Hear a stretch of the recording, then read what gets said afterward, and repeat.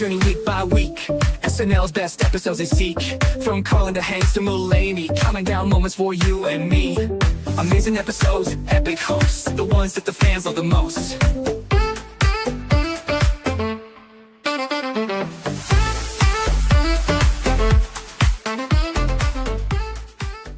Yes, that is right. Happy Monday and welcome on into the Saturday Night Network for another edition of our countdown of SNL's greatest episodes of all time. My name is John from the SNN. So excited to be back with you tonight to count down and get to 15, 14, and 13 on the list right now into the top 15 SNL greatest episodes of all time. So we got some heavy hitters coming up over the next few weeks, and very excited to be back with you once again with the great Bill Kenny. Bill, how are you?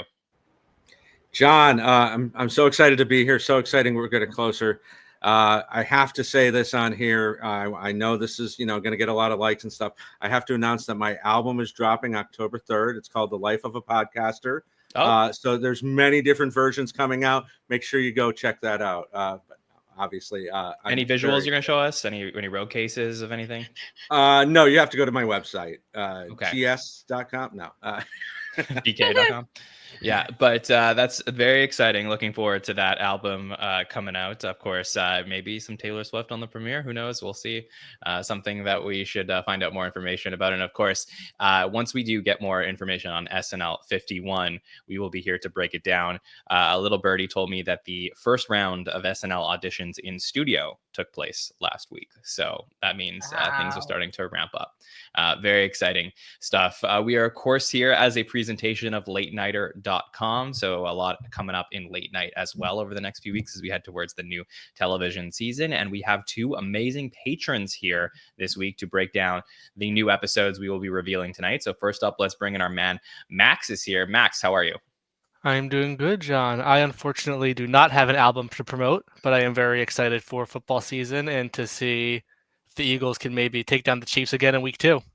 Oh, that is going to be exciting. Yeah, football season right around the corner. I got some fantasy football drafts that are living rent free in my head right now.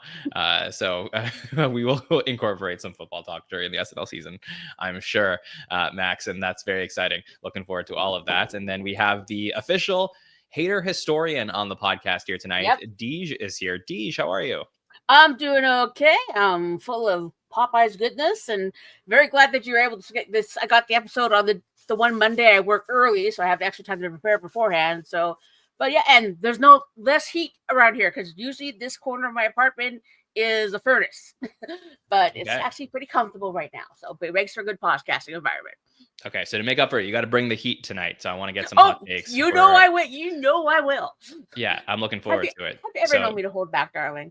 No, definitely not. Well, if you have been enjoying the podcast so far, week by week, we definitely want to hear from you. So let us know your thoughts in the comments.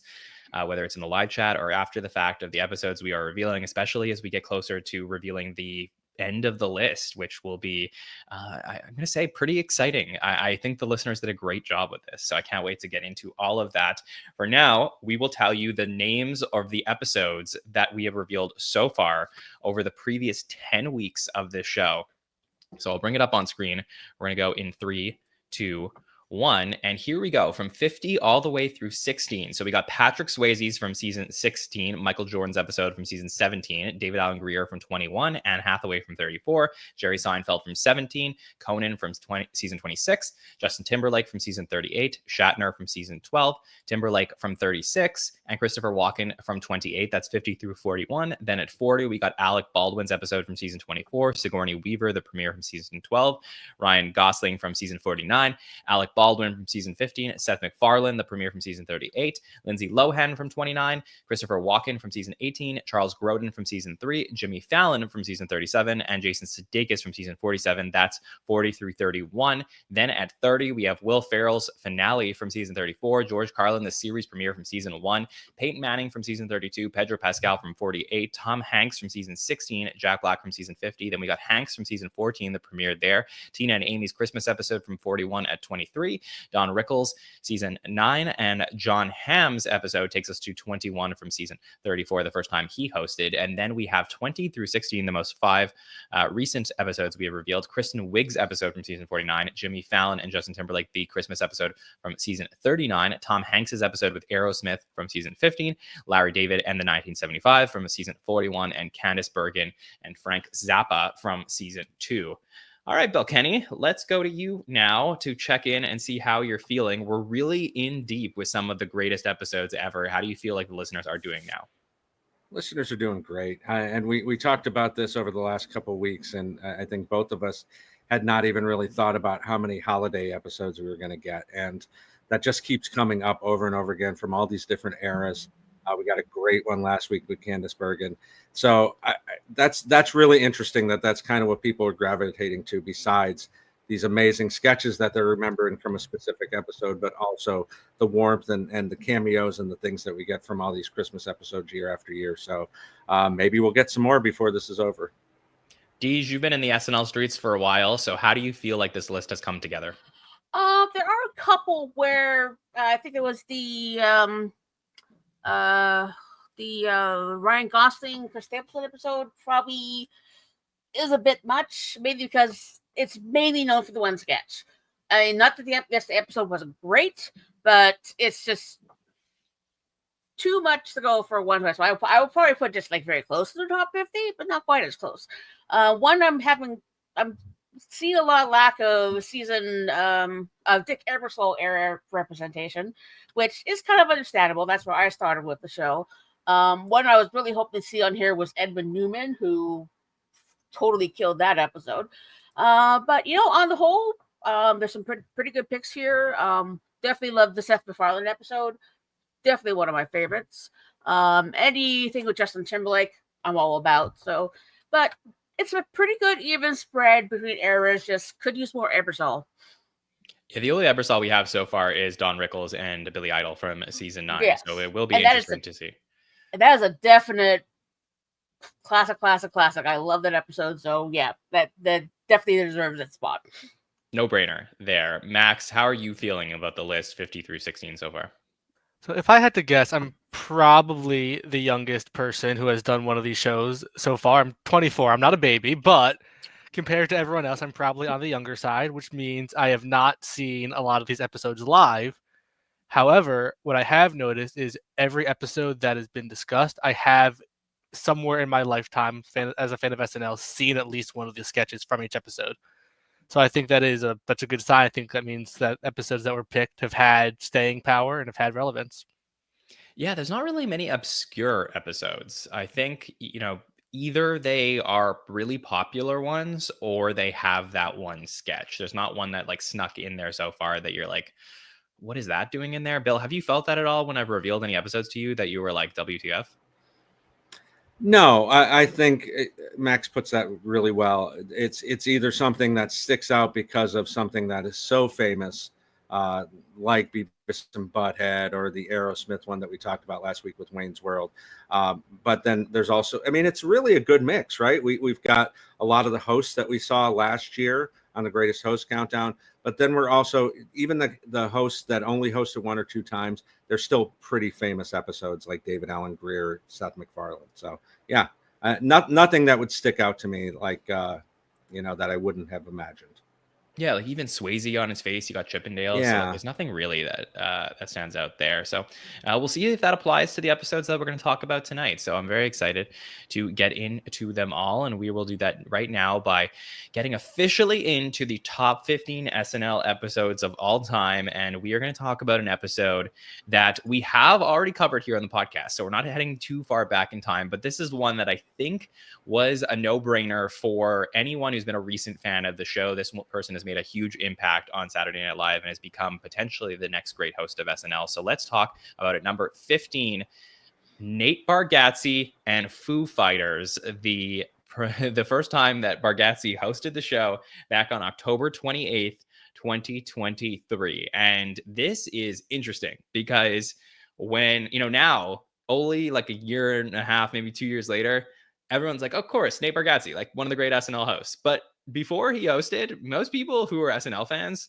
were like, okay, like kind of random. Like he's like a prolific stand-up comic, but it was just nothing that like he'd been on Fallon so many times. But I don't think that the appeal of him being there really stood out. But he blew everybody away. The episode is fantastic. He's since come back a second time, and probably had just as good, if not better of an episode, and was back at the 50th. So he is now like on track to become the next legendary SNL host with already just 2 appearances. But we will be talking about this first time he hosted the show, only in 2023, Bill. So how do you feel about it ending up here at 15? John, remember how young we were back then, all the way back in season 49? This makes so much sense, honestly. Like I went, as I said last week, I went to the National Comedy Center, and Streeter was there talking. And one of the reasons Streeter was there was he was kind of inducting the cue cards from Washington's Dream into the National Comedy Center. So they have this nice SNL first 5 years thing, and they've got a big Carlin thing. But this was really the first modern thing in the National Comedy Center that they put in. So that really speaks volumes in a place that's filled with huge names, huge shows. This really has stuck out, even just 2 years out, on how big it was. And yeah, I mean, Nate's one of those guys. I'm a big stand-up guy, so I know these names. And John, you knew these names too. But yeah, I think overall it was kind of a shock when he came in, almost like Mulaney coming in the first time. Obviously, he was known as a writer on SNL, but kind of the same vein of he's a really good stand-up. How's he going to do as a host? And he killed it. He absolutely did. And I did know, like I'd heard the name. I had, like I said, seen him perform on Fallon, and he did stand up probably like 10 or 12 times on there. He was one of the more popular guests that Jimmy has had over the years. And I think Nate credits Jimmy a lot for really helping him with his career. But I wasn't to the point where I thought that he was on the radar for SNL. And I want to keep in mind that at the time that this was happening, season 49 coming off the writer's strike that had just finished, Pete Davidson hosted the show. We had Bad Bunny host the show, double duty. So like a former cast member, double duty, and then like a stand-up comic. They weren't able to get people truly promoting their projects at the time, and that will come into play with one of the sketches here.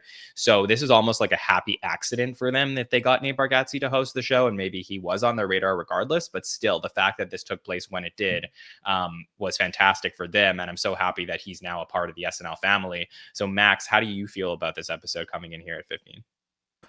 I loved this episode. It was, if I remember correctly, my second highest ranked episode of the season, below the Ryan Gosling episode, which is lower on the list. However, having rewatched it for this week, I will say if I were to redo it, I would probably put this episode higher. So there's a lot in this episode I really loved at the time, and a lot I love even more having rewatched it this past weekend. Yeah, that's fascinating. I think at the time I had this slightly below the Wig episode. I did have it above Gosling, but yeah, just watching it, like it clearly deserves consideration for the group, this list. 15, though, you have to factor in a little bit of recency bias, I think.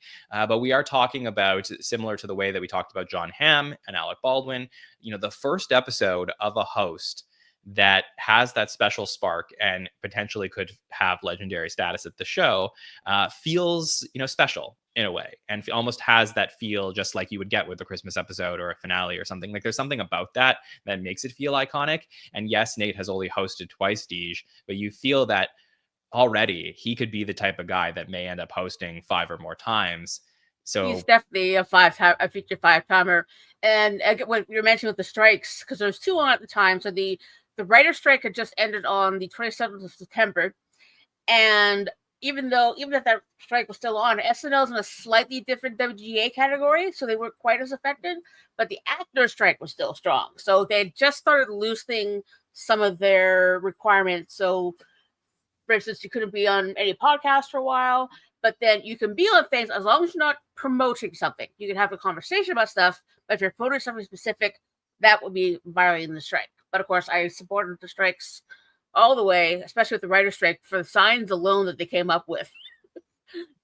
Yeah, definitely. But, and this, go ahead, Deej. Yeah, but I wasn't familiar with Nate Bargatze as a stand-up because I only just recently kind of got cable recently again with a cheap plan. But he's definitely my type of comedian. I love his delivery, and for a first-time host, he actually killed this one. Got even better in the second one. So yeah, keep him coming back every year if you can, because he's equally good at the monologue part and just actually participating in the sketches. So yeah, he's a keeper. Yeah, and I'll say out of the episodes that we've talked about so far, from the ones from the last like 3 years, which I sort of associate as a mini era in itself after a lot of cast members left in 47. So when you're talking about Jack Black's episode, Ryan Gosling's episode, there's like I guess Sudeikis was before 47. So there's Pascal's episode, and then Wig and Bargatze. Like I do feel like Wig and Bargatze like are in a category of their own. Maybe, some on the panel feel differently with the Wig one, but I definitely feel like this one feels different. It does have that modern classic feel to it, even if it's only been less than 2 years. So let's break down the segments here, and then we'll see how we all feel about it at the end, starting with the cold open, which was a rather fascinating cold open at the time. So we didn't really know exactly what was going to be happening with the Biden impression. It's so weird watching this in retrospect, because I think at the time they were preparing for the fact that it was going to be Biden versus Trump in the 2024 presidential election, and they didn't want James Austin Johnson to have to play both candidates. So during the summer, there was a change that was made where Mikey Day would take over the impression of Biden, which had been this rotating impression for years, for generations on the show. No one could ever nail down the Biden. And it felt like Judge did that. And then they give it to Mikey here, who I think does a pretty good job. But it's so fascinating because obviously we would go on to see that Biden would not end up becoming the Democratic nominee for president.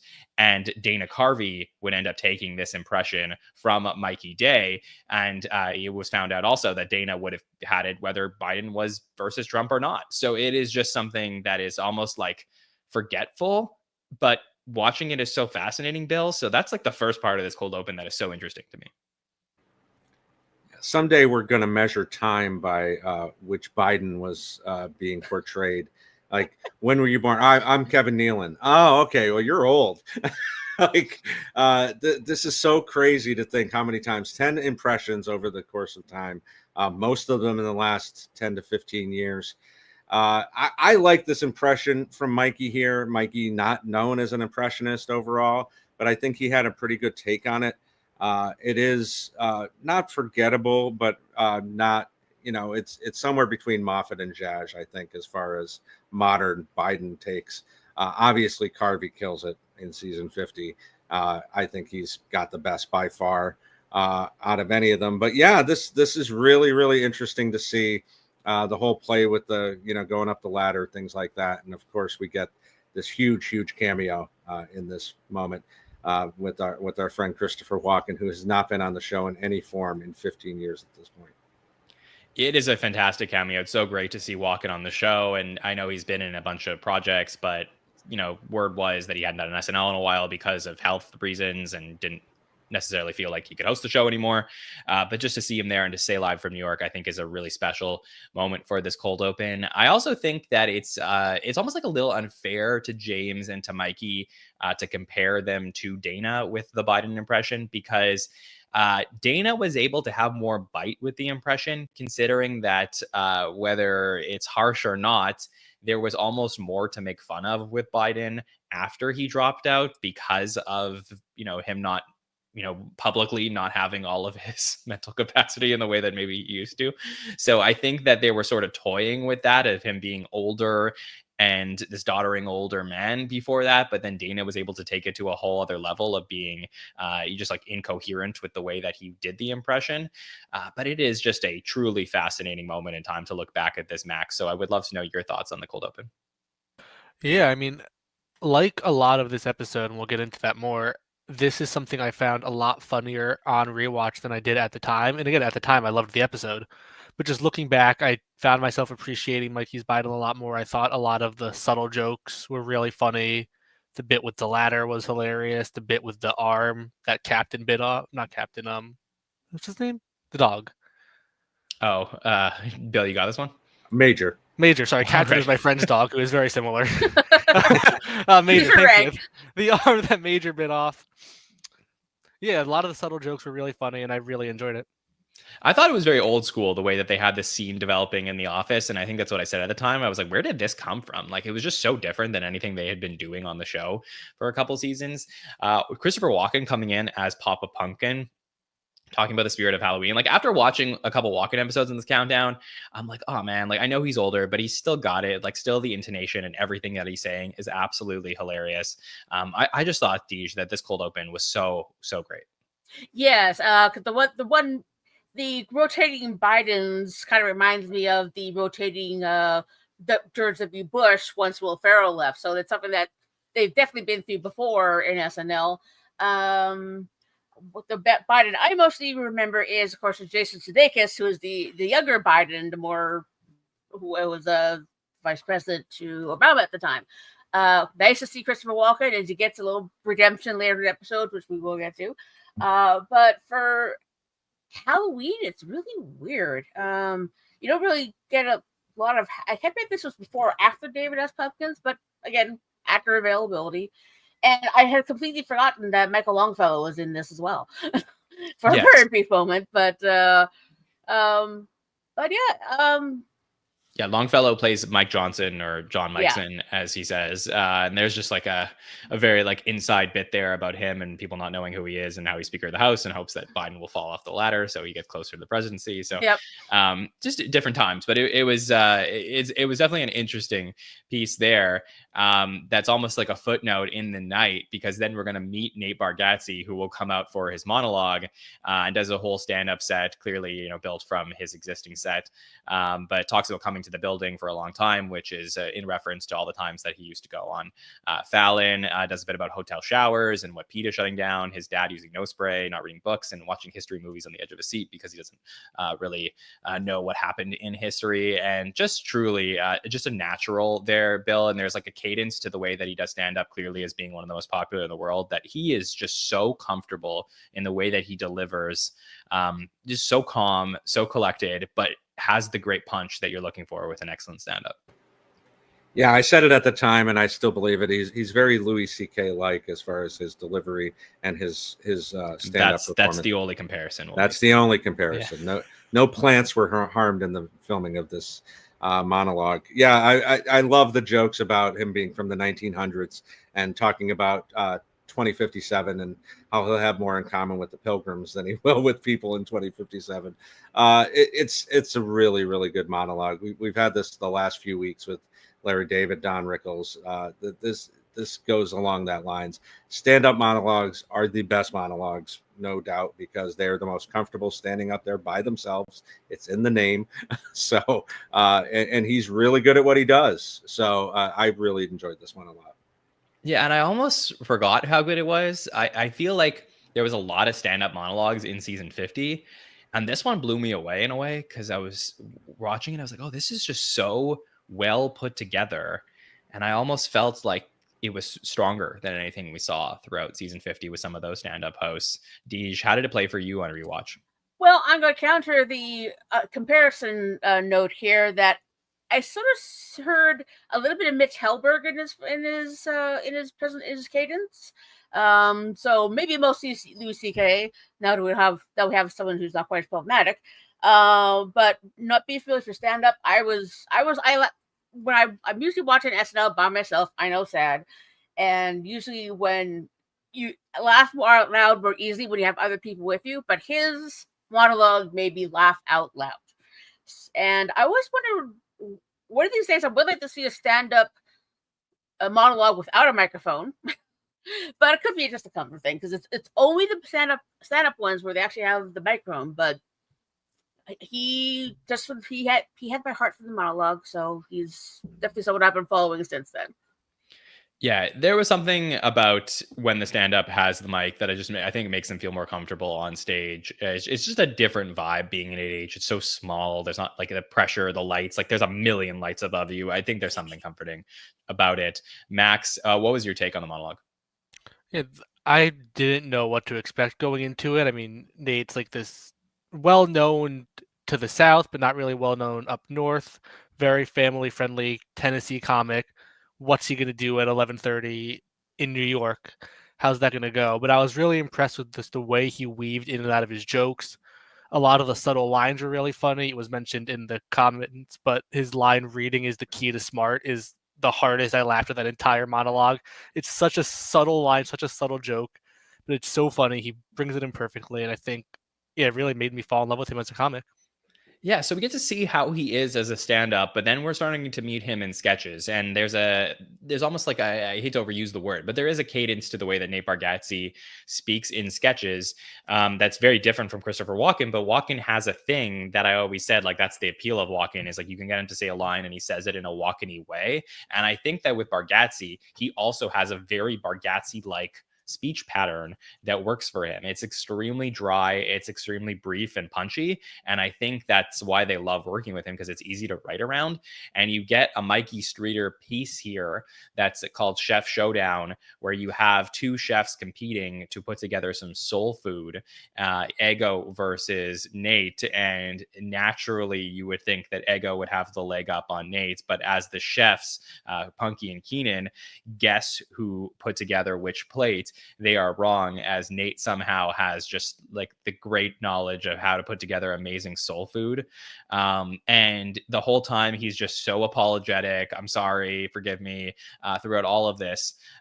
There's a cameo by Padma Lakshmi from the Food Network in this one as well. But this is it's a great showcase for Nate. And I also think this is an unbelievable sketch for Kenan Thompson, who just like it was vintage Kenan in this one. Max, would love to go to you first on it. What do you think of the Chef Showdown?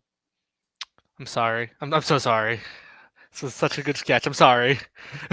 This was the perfect sketch, I think, to lead off the show.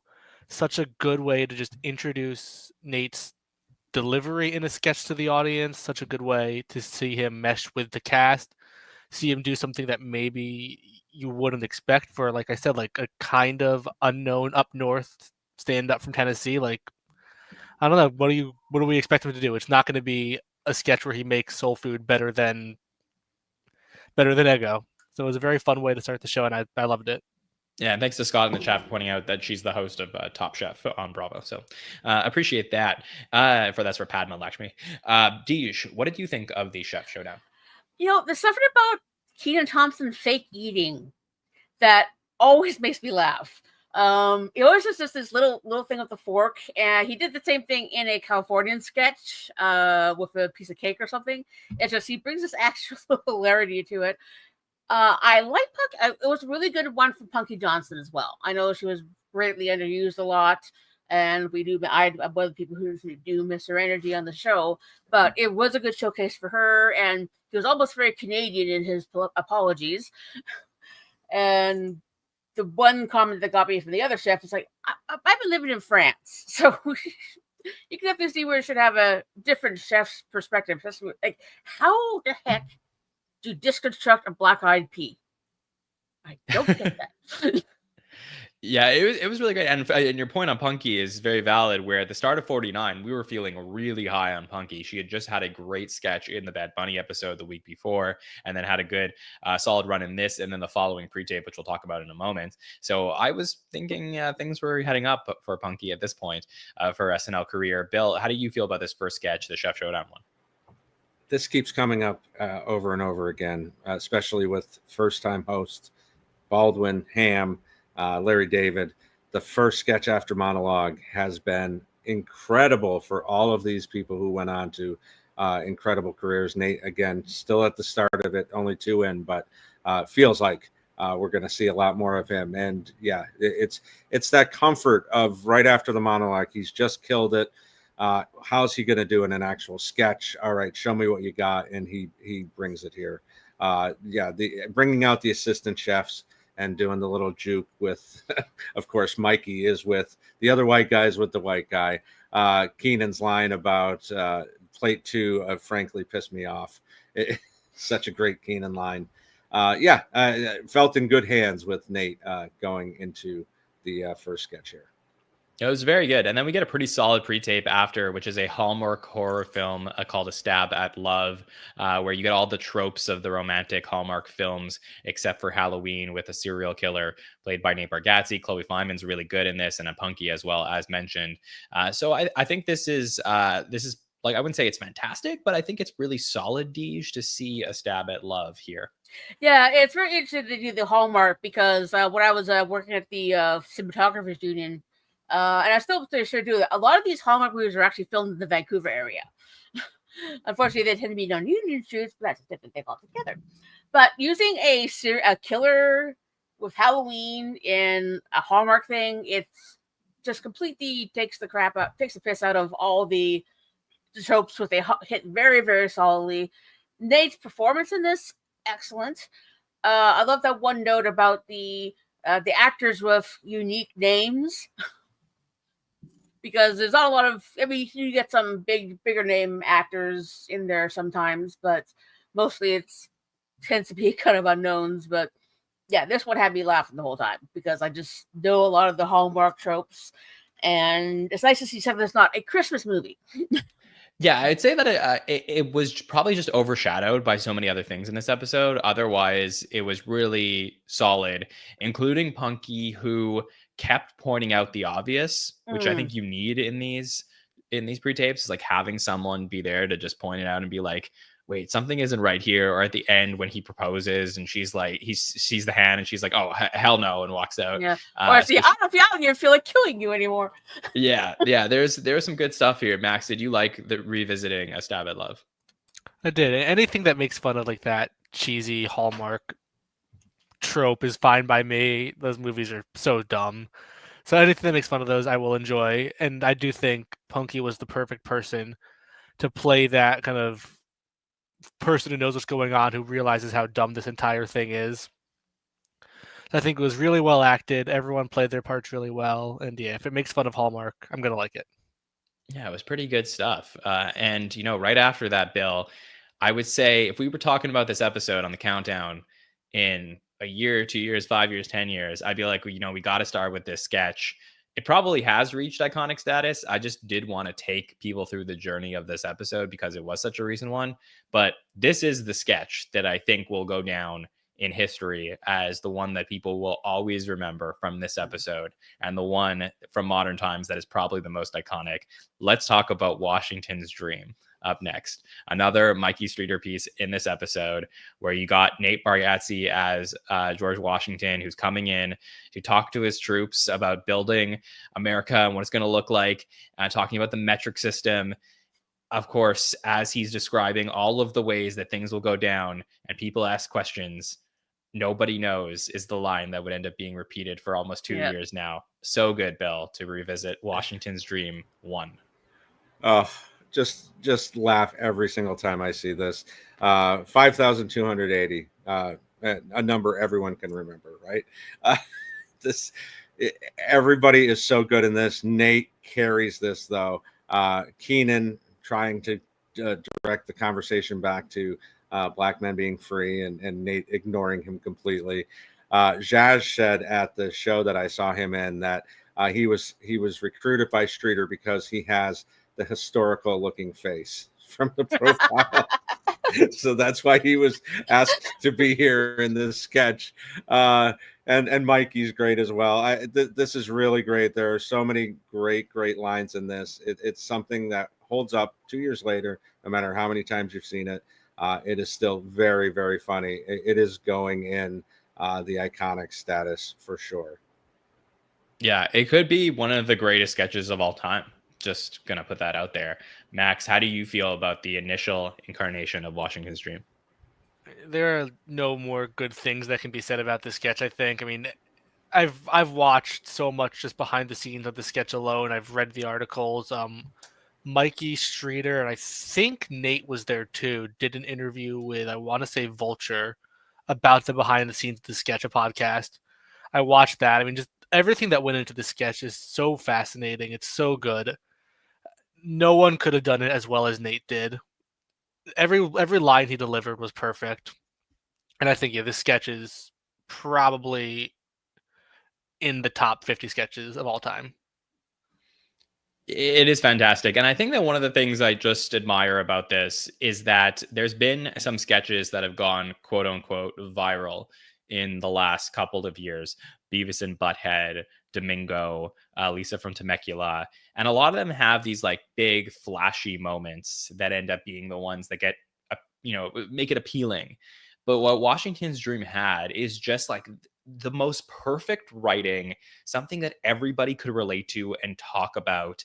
And that way, when it permeated through our bubble of regular SNL fans, and you had all of your friends who never watch the show anymore come back and be like, did you see this sketch?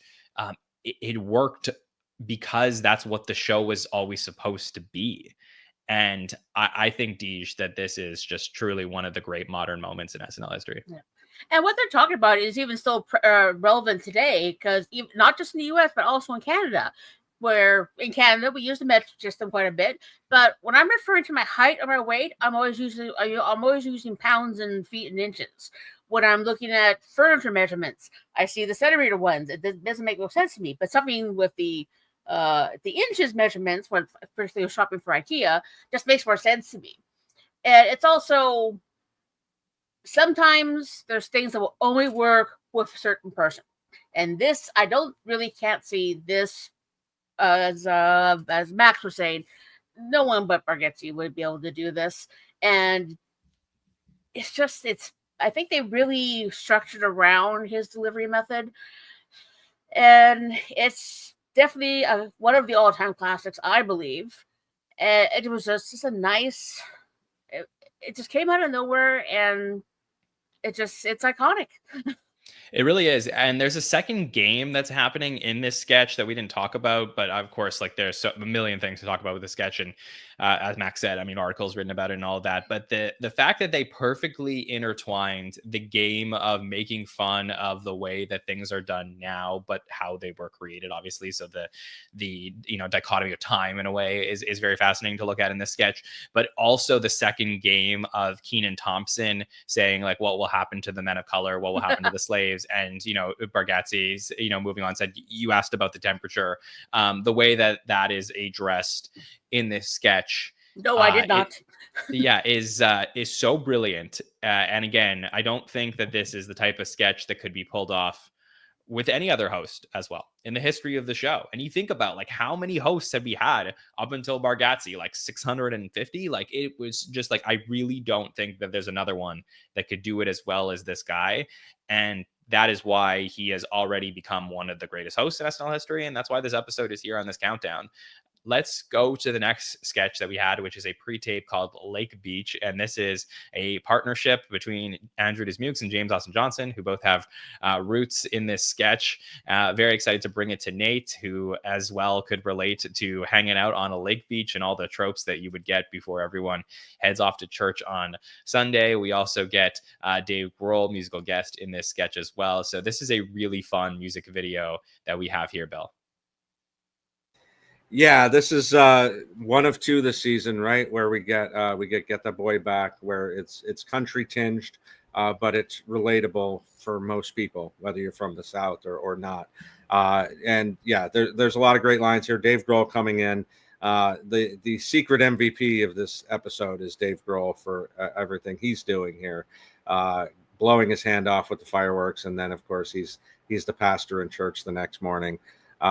James was also saying that he was impressed at how they built this on a soundstage. He could not believe that they could build a lake that looked real in this small soundstage. He was just amazed. I think it was one of the first pieces that he really wrote a big part of. So. Yeah, we got to speak to James at the end of season 49. So this is one of those sketches that we had to ask him about. And he was very excited about this one. And I know that he'd been trying to get more sketches like this on the show. And it felt good to me, Deej, to have James get a sketch like this on the show on the night where Mikey takes over the Biden impression. There was a little bit of like, okay, well, if I'm going to give up something, I'm going to take something as well. So yeah. I thought that was great. Well, it's such an awesome song, and it's really nice to see. There's so many well-constructed songs throughout SNL history, going all the way back to the 80s with Ira Needleman, of course, Sleeping in a Twin Bed, and Back on Ballers, and this just is another classic SNL song, a damn good country song as well, and a little bit of Michael Longfellow for me, so I'm very happy with that. one guy taking cornhole way too seriously. I love how Dave Grohl is always such a big, willing participant. He's definitely someone who brings, it's like, yeah, we'll be here for a moment. Let's just go in here. And it fits perfectly because Dave Grohl is just really funny as well. I'd like to have him host a show someday. Yeah, I think that was definitely on the table. I don't know if it still is, but at some point, I think that they were talking about that. Max, did you enjoy revisiting Lake Beach? I did.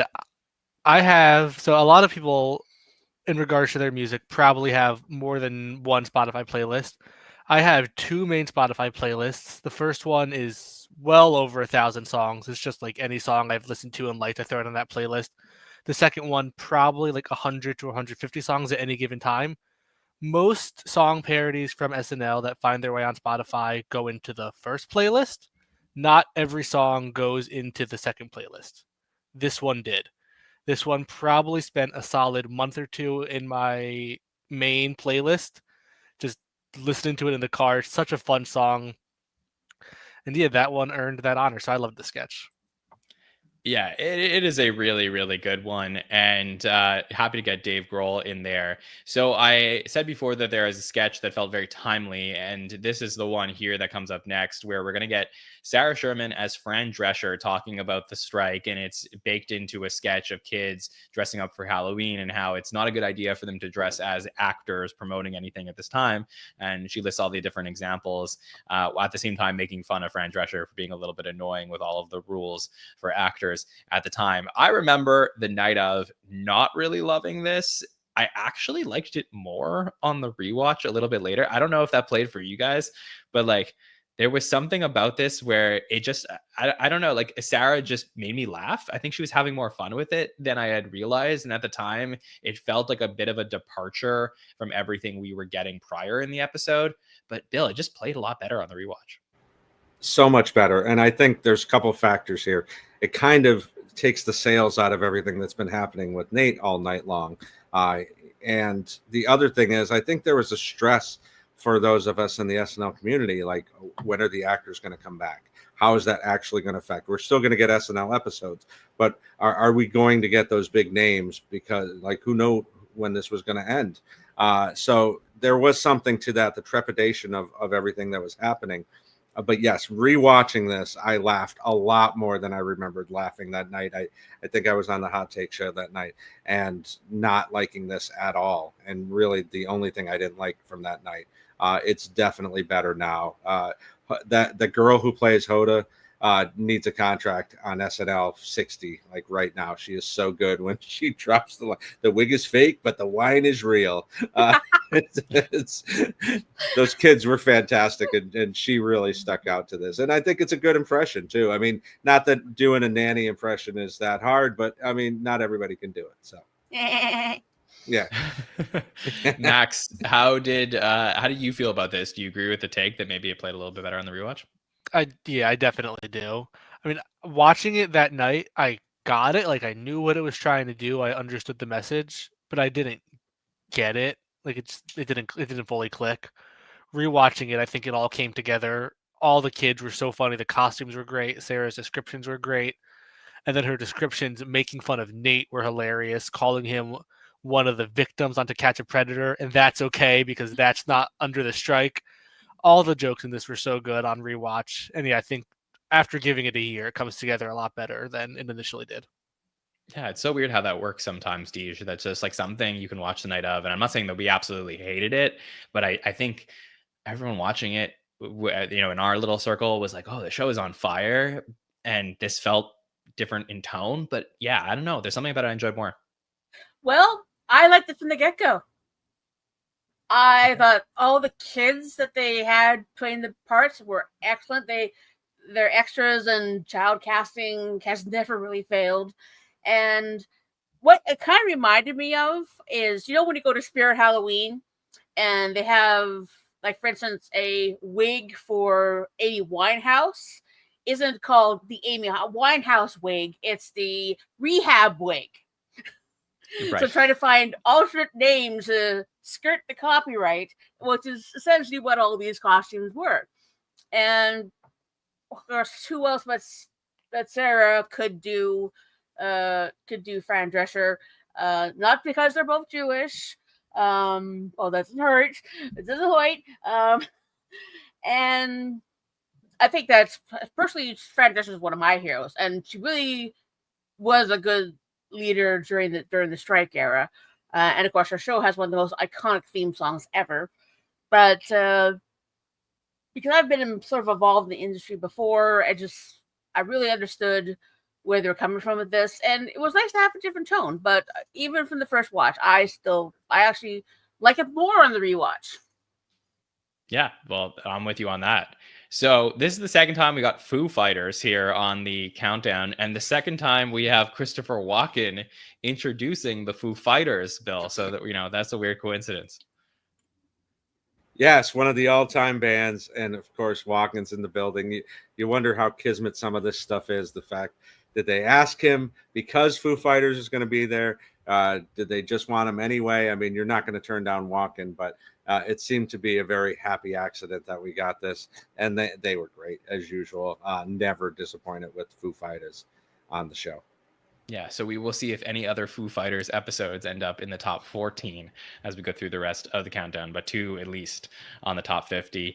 We go from one Sarah Peeves to another in Update, where she is the only correspondent on Update. Obviously, the show was going a little bit long. I think it was a late update that night. And JJ Gordon is Colin Jost's agent. So it's another vehicle for Sarah to make fun of Colin Jost. Max, did you like the JJ Gordon piece on Update? I liked it as much as I like any Sarah makes fun of Colin bit. They've gotten a little bit tired. I thought some of the ones from this past season were really bad, but it's the average Sarah makes fun of Colin piece. I laugh hard. I enjoy them, but there's nothing really special about it, I don't think. Yeah, just another like PDD Sarah team up to get her on Update. So nothing too much to dive into there that hasn't already been talked about. This first sketch after Update is a sketch called Airplane, and that is essentially it's a stand-up piece that's been converted into a sketch, and it's one that we all really liked that night, I remember. And again, nobody really talked about it too much, but I thought that the writing on this was really strong in its own way, where a woman on a plane about to give birth needs a doctor. So instead of standing up and saying, I'm a doctor, Nate Bargatze stands up and says that he's a lawyer, which is the second best job, which causes Andrew Dismukes to stand up and say, actually, I think engineer is the best job. And then there's a whole back and forth about who the best job is. Trost as a teacher, which of course gets boos. We get the first appearance of Bowen with his Dr. Please character, which will make multiple appearances since then. Very obscure, almost Ron-like character throughout SNL history. And then Heidi's a mother. We get Dave Grohl. We get Mikey as a pilot and Dave Grohl as the Halloween doctor at the end. This was a really, really fun piece to look back at, Bill.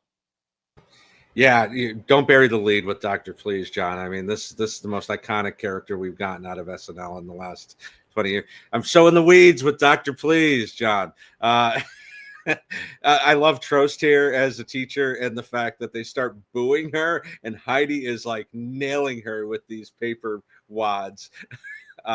Nate talking about, no, in terms of real jobs or something along that lines when Heidi says she's a mother. The whole conversation is great, and getting Grohl at the end. Mikey, what if you're the pilot? Who's flying it? Oh no, it's on autopilot, dumbass. It's a great Mikey line. This was really great, especially this late in the night. Yeah, it was so great. And you're right about Dr. Please. I will say this is my favorite appearance of Dr. Please, where he goes like, I'm kind of a doctor. And there's like this air of mystery to him. Like we will find out that he's a doctor who in the Gosling episode works with the cookies. But it is just like, again, a very weird world that Bowen has created with this character. Beyond that, though, Deej, how do you feel about the airplane sketch? What's my favorites? Still found some stuff like the autopilot bitch, or was it dumbass, whichever it was. That was one line that did get me. And it just, you take in the basic of the one set up with the woman going into labor, and then everyone completely ignoring that for this really dumb argument. It was a pleasant sketch, but I wouldn't say it was my sketch of the night. Okay, fair enough. Max, how do you feel about it? I overall enjoyed it. I mean, you can call me the exact person they're making fun of, but as a teacher, I did not love the way that they went after teachers. I think there's maybe a better way they could have done it without going the direction they did. I don't know. That's just my personal opinion. But overall, it was a fun sketch, and it fit well where it did in the episode. Yeah, that's fair. So we'll get another Foo Fighters performance here, and that follows with a "Please Don't Destroy" sketch. I'm not sure in the recent episodes that we talked about. I'd have to go back and look if we had a PDD sketch that we talked about. But this one is the dog food sketch where John Higgins and Martin Herlihy are trying dog food, DAWG, and it is some back and forth lines. And I will say, like, this is my favorite kind of PDD sketch. I said this a lot during season 50, where they went away and sort of messed with the format. I don't care whether they're in the office or out of the office, but revisiting this, I will reiterate that they're so good with quick back and forth with each other, and the speed at which that their sketches go is unique to them in comparison to other pre-tapes in SNL history, and that's why I like them. So this wasn't maybe the best PDD sketch that we've seen, but I loved the way that they went about this one. So would love to know, Bill, how you thought they ended the night here. Rip John, he died doing what he loved. It's such a great line. Yeah, I'll take a mediocre PDD over a lot of other bad pre-tapes that we might get. So yeah, not the best. I think we said that at the time. We were really on a PDD high, even just starting the season. So because we had gotten Shrek the week before, but yeah, this is fine, and it's a good way to end a very solid night. It is. So let's talk about overall thoughts on this episode and how we feel about it now that we've gone through the entire rundown. Did it deserve its place on the list here at 15? And how do we feel it maybe should be ranked? And Deej, I will start with you. No, I thought it was a very good placement. It's not too high, not too low. And just on the record, I've never been a big fan of PDD, so I just never been able to connect with them. But with a first-time host who surprised the hell out of everybody, and I love it when that happens, because you don't want the host to fail, because you want a good show. But when someone for the first time, him or Drum Ham, just excels their first time out, it's magic. It really is. Max, how do you feel about this one? Yeah, this is such a good episode. I maybe 15's a little too high, but like it definitely deserves its spot in the top 20, I would say, for sure. I mean, it's a very good episode. There's nothing you can really complain about. I think it's going to hold up really well outside of the strike sketch, which is still on its own funny, even without the context. So I think there's not much you can really complain about with its placement or with anything in it. Bill? Yeah, it feels a little high, but I'm not mad at this at all. I think out of the recent episodes that we've talked about, this makes the most sense. It's something that I could definitely see being number 15, 10 years from now for sure. But yeah, Nate really shows what he's able to do here. Yeah, I'll say I love this episode. It is great. To me, it is a slam dunk top 40 episode of Saturday Night Live. I think that 15 is like way too high for this one, in my opinion. It absolutely should be on the countdown. I would have like rioted if this one didn't make the countdown. But I think that like there are a lot of really good episodes. There's going to be some that are coming up that are, more iconic or I feel that are greater. And there's ones that I also think won't make the countdown that we'll be talking about should have made the countdown. So if I have to be real, I do think that this is probably closer to a top 35, top 40 episode, but that's not to say that this is an all-time great. Like we're talking again out of almost 1,000 episodes of television, just 15 episodes, like top 15 is really high for an episode that's only been 2 years out and does have that like one absolutely iconic sketch, also has a run of really great sketches, but I don't know that it has like slam dunk bangers back to back to back. Like it's all just like really great stuff. And that's definitely deserving of like a top 40 episode of all time. But like there are some episodes in SNL history that you can't believe, like the absolute feeling of euphoria that you're on going from sketch to sketch. And I don't know that that's here despite how great Nate is. So, sort of balancing those two things. But overall, really happy to get to talk about Nate's first episode here on the countdown. And if we ever do this again, we may get other Nate episodes on the countdown. Will be interesting to see. All right, let's move up to number 14 here on the list. And I think there's a commonality between these two episodes that we're about to talk about that's really interesting. We are also going to talk here about the first episode of a pretty iconic host in SNL history. And we're going to go back in time to the first time that John Mulaney hosted Saturday Night Live only 5.5 years earlier, season 43, episode 18. Obviously, a little bit different in that John Mulaney was a writer on SNL for a long time. He had recently cameoed on the season where Bill Hader hosted, and had that connection to the show. So finally, John Mulaney is brought in, one of the only writers in SNL history to get a chance to host. We spoke about Conan earlier in the countdown, but very cool to have Mulaney here. And the first episode we are talking about from season 43 on the countdown. So Bill, how do you feel about Mulaney Jack White here at number 14? I feel pretty good. I love John Mulaney. One of the best shows I've ever seen live was his show a couple years ago. An all-time run that he had, doing 5 years, doing 2 episodes in 1 year, 1 calendar year. But this is a strange one to me. I think 2, 3, 4 for sure are better than his first time. I don't know if it's the nostalgia of kind of him doing his first time, or if it's because of one iconic sketch that really is memorable and started a streak of things that we saw all the way through SNL 50. That's now been done 6, 7 times. So I'm happy about John finally getting on here because it makes a lot of sense. He's one of our modern day muses as far as hosts go. Yeah, he's now hosted the show 6 times, which is something we were talking about if anybody would ever do again. Like, a lot of people were going like 5 and done, or getting close to maybe even 4 and done. And now Mulaney's hosted 6 times. So we haven't necessarily seen the end of his career as a host. And it's hard to believe, it's been 7 years since this episode happened over that, but he's already hosted 6 times in the last 7 years. And it all started over here, Deej, to see Mulaney come in and host for the first time. You could not be a Bill Hader fan without being a John Mulaney fan, because those two go hand in hand. Bill was struggling with the show, but he finally found his writer and things took off from there. And I agree with what Bill has said a number of times, where he is one of the greatest stand-ups. I've loved every special he's done. And just something about the way he delivers things and his energy when he was doing the talk show on Netflix. Just Mulaney's pretty awesome. He is so good. Max, how do you feel about John Mulaney's premiere? I am so excited to get to talk about this episode. I will agree with Bill, this is not my favorite Mulaney episode.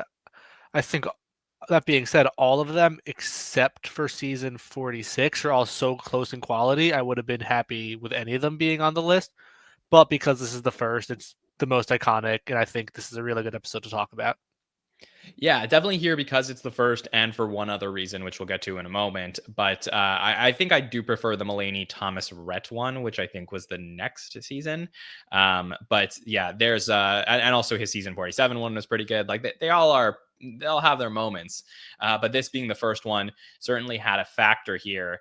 And I think that it's been enough time that it is fair to say we should start with talking about Diner Lobster, or the first Mulaney musical, which has become a very famous sketch where Pete Davidson orders lobster at a diner and it breaks out into a musical. And it is something that John had tried to bring to the show while he was a writer there, and they started to read it at the table, I believe, and it couldn't really come together in the way that they wanted. And he was like, now that I'm host, I'm going to make this happen. And it is something that just, with the set design and all of the different departments, it was so beautifully done. And this instantly was viral, probably from hours later. So Bill, would love to know how it felt for you to go back to see the first Mulaney musical. We've seen so many since then, but this one was the most iconic. Yeah, it's really just the start of something beautiful. I can't imagine a scenario where we don't get a Broadway musical from a Mulaney hosted episode. I mean, it gained such traction. Like I said, it was in SNL 50 and one of the biggest moments in that epic special. But this is where it started, and I'm a huge Broadway fan. I love Les Mis, so all these songs were really hitting when this came on. The audience reaction, keep coming back to that as well, when Keenan is in that tank, is fantastic. They even have those cues right at the beginning as soon as Pete orders the lobster, and you get that kind of like horror movie, like wait. It's really fun. Seeing Chris Redd, obviously fun to see. R.I.P. This is really great. We get a lot of. We're going to talk about this a lot with this episode, but first year cast member Heidi Gardner killing it in her first season, and she's all over this episode. Small part in this, but she's front and center as they're singing at the very end.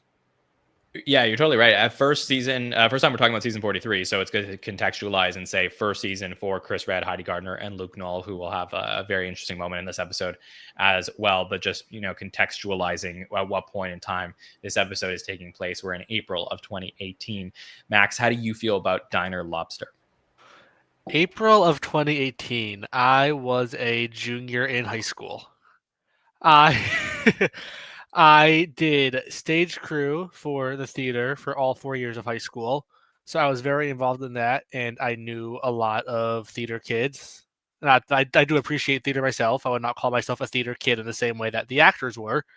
However, this sketch, when someone says something has like a chokehold on a group of people or a chokehold on society, this sketch is what I think of. The effect that it had on every single person in that cast and in that crew. I want to say our show at the time might have been Wizard of Oz, if I'm remembering correctly.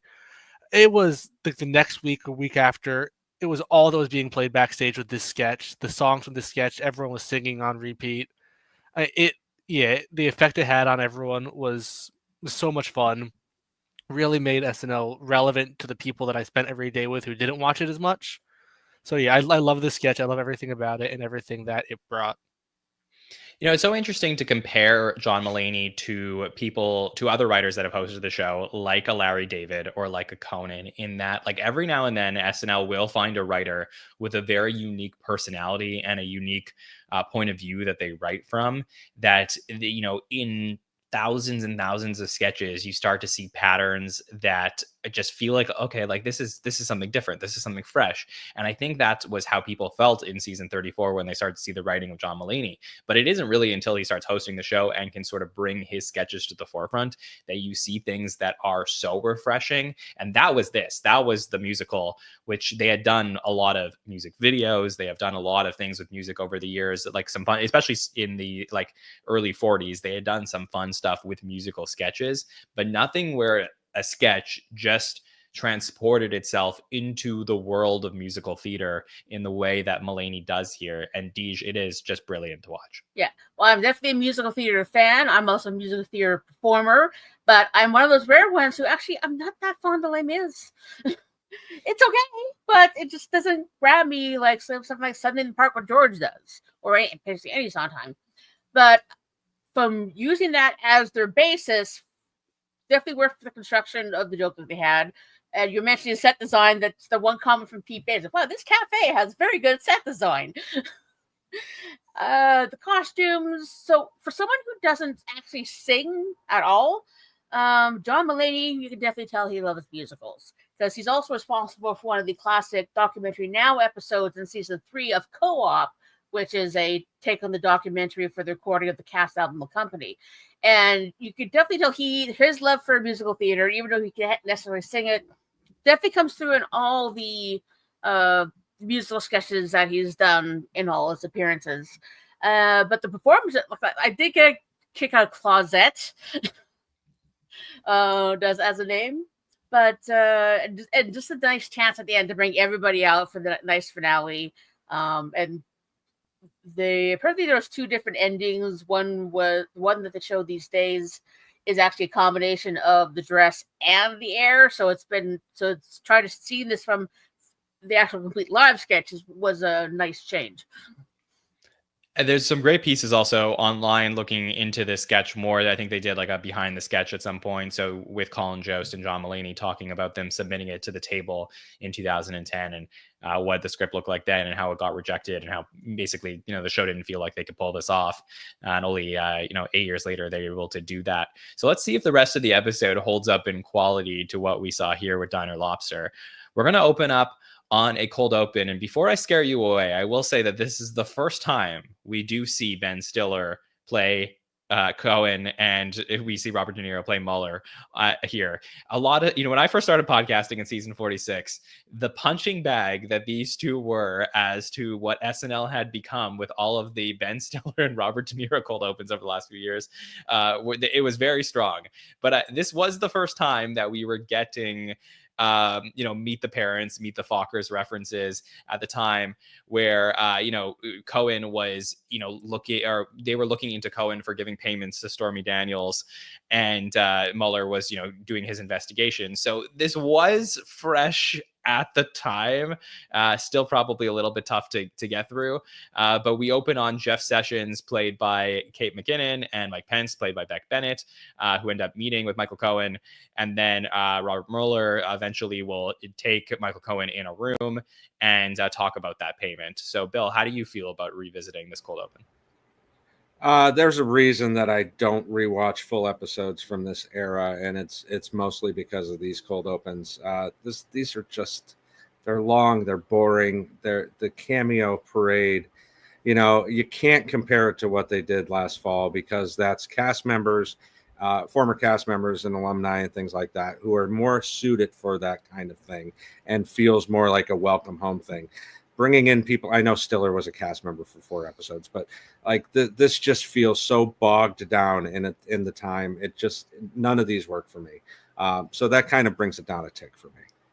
Yeah. So I will say that, again, trying to contextualize when this episode is taking place, I think that season 41 is a really fantastic season that will head into season 42 with the election stuff and them getting some of the greatest ratings that they've gotten in a really long time.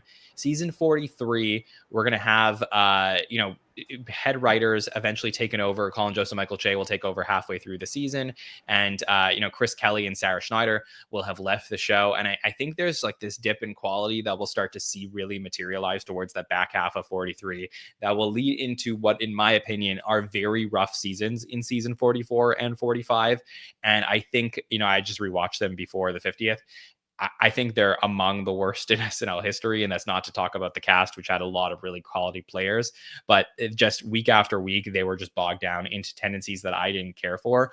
I don't think that this specific cold open is one of the problems that I had with the show. I just think it gets lumped in with a lot of the other issues that were there at the time. But this one in particular, Max, I didn't mind because it is a lot of movie references. It's, again, the first time that we're seeing these people play them. So there is a novelty to it. So I was sort of okay with this.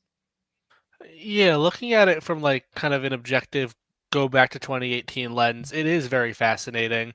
Like it starts, you get through all the beginning stuff, and then Ben Stiller comes in. You're like, okay, this is another cameo. What are they going to do? Then Robert De Niro comes in, and you start putting it together. Oh, we're doing Meet the Parents. This is a little fun. It's maybe not different, but it's a little more unique than some of the other basic cameo cold opens we had over the past year. So it was unique, I'll say. And then I'll also say there's no one worse at saying Live from New York than Robert De Niro. Oh, yes. Yes. Horrible at it.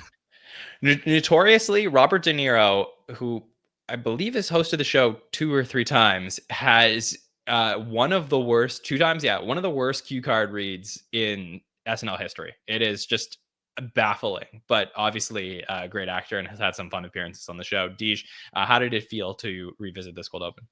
Well, this era of SNL wasn't one where I really watched a lot of.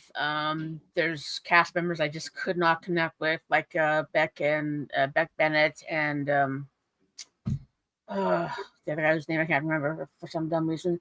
But they could have definitely cut out the part with Pence and Sessions. That really they took too long to set up what they were setting up. And while it was kind of cute to see the Foster's references in it. I do like Ben Stiller's Cohen though, because he does come up later in another John Mulaney episode when they're doing the better cold open with Michael Cohen, is of course the one that has Bill Hader in it as one of the guys there. But this one is like, there's only so much I can kind of connect with, because they'll being Canadian, there's not a lot of this one thing about this episode is with this, now that we're in, this was in Prince Trevor and 47's presidency, who is 45 now, he's 47, and just looking at how things are with him these days, based on that, like we had it easy back then. Yeah, I'm sure people didn't always feel that way at the time, but yes, No. definitely. And Robert De Niro actually has hosted 3 times, Bill. So it's in 2010 and then 2002, 2004. So I blocked that out. Yeah, one of the well, the music. You remember the musical guest the third time that Robert De Niro hosted the show? I don't. Diddy, Dirty Money. Oh, Yeah, just amazing. That one won't be in the top 13. I'll say that. Although I will have to say, Weekend at Mr. Bernard's was actually a pretty classic. Yeah. All right, let's talk about John Mulaney's monologue. It talks about writing at the show for 5 years. Does an amazing callback to Patrick Stewart introducing salt and pepper, which of course a lot of people didn't know about, but it is a great SNL host introducing the musical guest. Talks about the new music at the time and how every new song is about how tonight is the night. And then I always find, I guess in retrospect, kind of interesting, these early Mulaney monologues in 43 and 44, maybe 45 too. He talks about his like wife a lot at the time. And he talks about doing cocaine the night before his college grad and how now he's afraid to get the flu shot. So it didn't necessarily age perfectly, that one. Has an amazing bit about a gazebo being built in the middle of the Civil War and how it's so weird how what people used to do at the time, including like getting up and being like, let's go wave at a ship as it's leaving. Like, you want to go do that today? So this stand-up to me was so funny. It's different than Nate Bargatze's that we just talked about and saw, but I still think it's great in its own way. Bill, Mulaney's awesome. Yeah, it is funny to watch these episodes back to back and see the different styles. And Mulaney is just, he's on point in everything he's doing here. Some of it doesn't age well, as you said, with the drug jokes and talking about his wife at the time, which obviously is not his wife now, and having kids, which he's gone on to have kids. So things have changed, but he's already at the top of his game as far as stand-up goes. Yeah, the jokes about waving at ships. People had a lot more time on their hands, you know. What would you say if I came and asked you to come go wave at ships tomorrow morning? The part about the music too. Tonight is not the night. What, you know, you hit a certain age and you're tonight's no good. What about next Wednesday? That's no good for me. I'll see you in 6 months. So perfectly said. I could not think of anything I would like to do less than wave at a ship. Like I would rather clean the ship than wave at the ship at this point. But it is a great point from John Mulaney. Deej, did you like Mulaney's monologue here? Well, from the historical perspective, back then ships usually were people taking ships across the Atlantic to go to were much longer than your average carnival cruise. So bit of a different vibe there. I think some of this material was either used or folded into his Kid Gorgeous special. The one part I did really love was I went to Connecticut to do white people stuff. And I'm definitely of the age of, no, tonight is not the night. I'd just rather stay home and edit a podcast or record a podcast or just do anything other than go out and do anything. But just classic Mulaney, great delivery, and this was little aside moments. And I saw the salt and pepper introduction live, so that's something I do remember from back in the day. Yeah, I definitely remember too. And I will say, Patrick Stewart's episode of Saturday Night Live, easily a top 50 episode in the history. I think of the dirty cakes. Yeah. Easily. So just putting that out there. I want to talk about this first sketch after the monologue, which is a sketch where John Mulaney is playing Milton Saunders, who is one of the workers at a drag restaurant who is there for a drag to wait on people at a drag brunch. And we get this table of people together who are excited to be read for filth from the drag queen. And one of the people at the table is Gary Watson, who is played by Alex Moffat, who I guess was the old boss of Milton Saunders and said something insulting to him. So, John Mulaney's character here had some far-fetched way of getting back at him, and he's going to dress as a drag queen and come here and insult him. So while he's going around the table saying, funny, quips to everybody, this time he, turns to Alex Moffat and really, really rips him apart. So there's like that good back and forth there. Max, did you enjoy the drag brunch sketch? I did, and comparing this to the chef show sketch from Nate's episode, it's very interesting because looking at the chef show sketch, you can kind of see, okay, this makes sense for someone with Nate Bargatze's humor, his style. This sketch, you're watching, you're like, this is John Mulaney. Like, John Mulaney was probably at the height of his popularity or getting there when he hosted this episode. I don't think anyone would have predicted that the first sketch out of the monologue in his first hosted SNL episode would be him in full drag doing this sort of back and forth with Alex Moffat. So it's very interesting to see, very interesting to play out, and I do think it is very funny.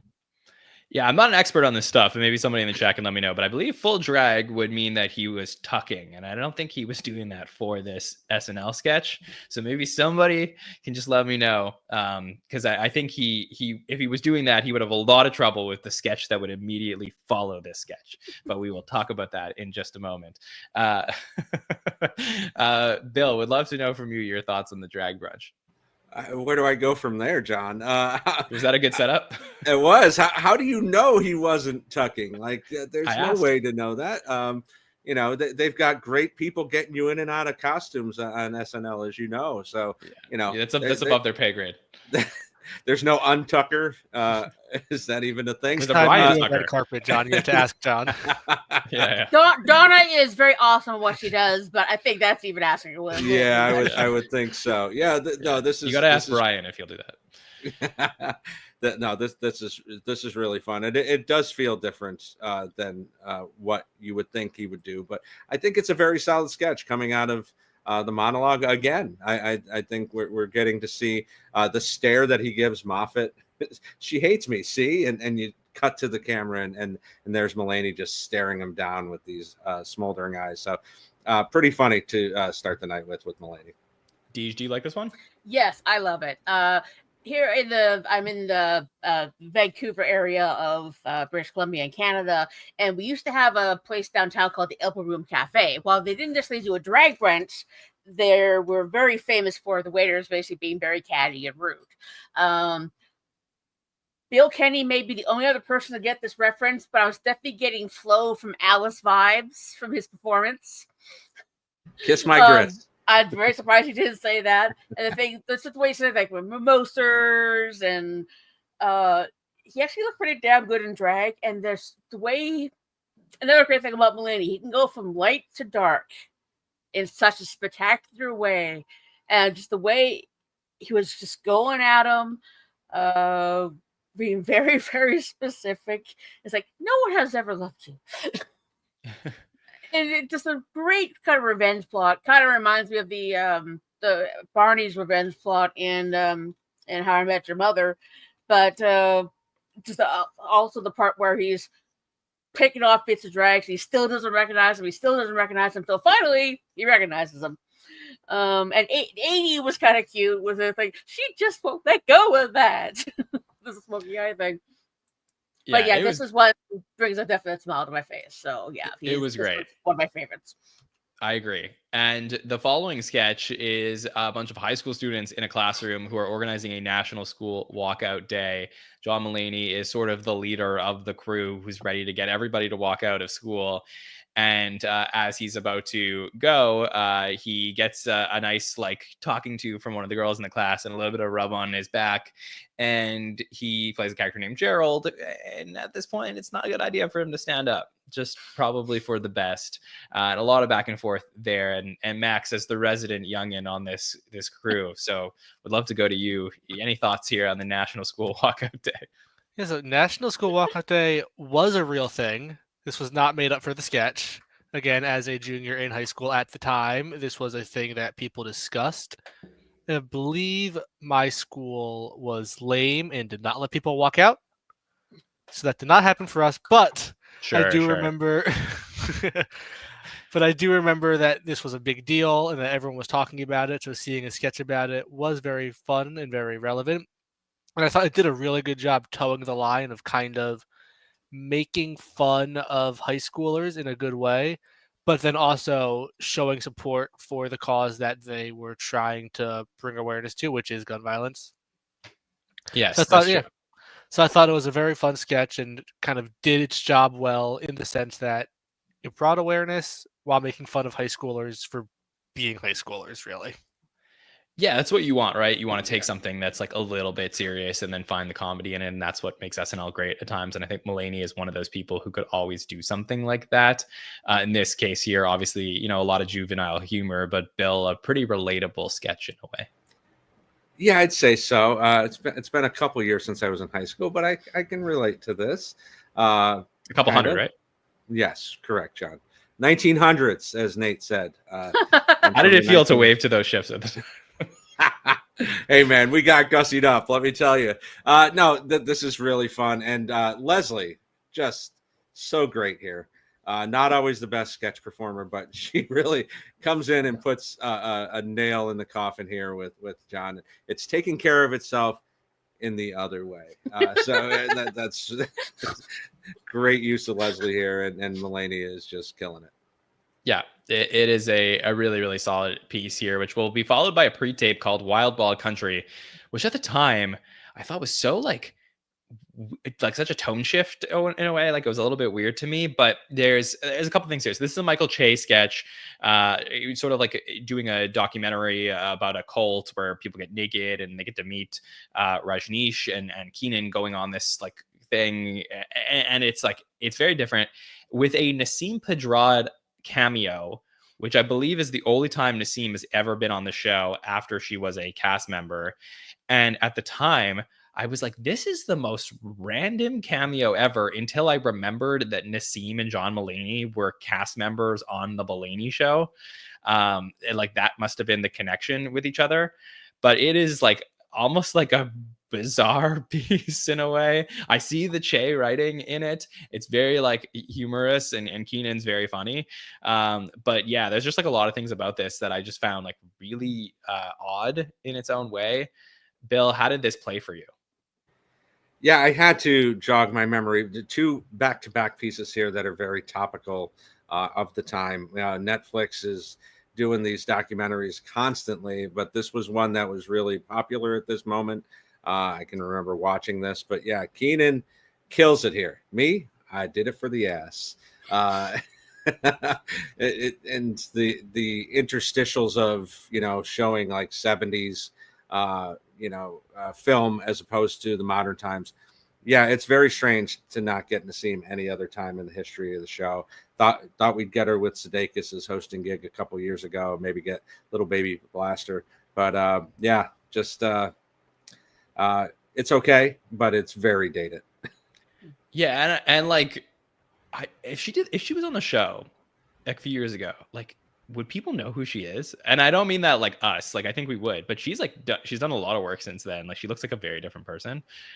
So it is like at the time here, she still sort of looked the way that she did on the show, but she's become like for somebody who had a pretty good SNL career, she's become pretty obscure to the point where like this is again like one of the randomest cameos ever. And Mulaney isn't even in this sketch, so it is something that I think like probably she got connected to it this way. But Deej, this was making fun of a Netflix documentary at the time, so there is like a little bit of topicality to this one. Yeah. Anything you would like to say about it? Yeah. Well, documentary now also covered this particular documentary as well, though theirs was called Batshit Valley, which is was the I believe the closer for season 4 of documentary. Oh, season 3 of documentary now with Owen Wilson in that part. I kind of see this as sort of John Mulaney's apology to Nassim Pedrad because she specifically left SNL to do Mulaney's show. So I can sort of see where they would want to fit her in there somewhere in her episode. So I thought from my perspective, I thought that's kind of nice. Adding the Keenanness to it definitely made things a lot more fun. But being a fan of documentary now and how they very much accurately send up things, from what they did with the structure of playing off the actual documentary, they captured that pretty well too. Yeah, that's very true. Max, anything you want to say on it? Nothing really to add. I mean, it was nice to see the audience recognize Nassim, but I mean, it was fine. Nothing special. Just a good little pre-tape to fit in the middle of the episode. Yeah, we got a great musical guest on this episode as well with Jack White, who is a 5-time musical guest with the White Stripes on the show as well. But here he comes and performs over and over and over and Connected by Love. Bill, always great to see Jack White on the show. Yeah, not as iconic as his appearance a couple years after this, but still very, very good to see. And you know, talked about Foo Fighters, Jack White. We're getting all the iconic musical guests here on this countdown. Definitely. And we have an interesting weekend update. Just a couple correspondents here. Kate McKinnon's going to play Laura Ingraham, who naturally is saying crazy stuff on her show and dealing with a suspension from Fox News, I believe. LeVar Ball, we're right in Lonzo Ball mania at the time, and Keenan playing LeVar Ball a lot on the show. So yeah, very typical and of the time. Max, did you enjoy weekend update from this episode? I did. I mean, I always liked Laura Ingraham. Just the advertisements were always funny to see what weird pun or joke Kate would make.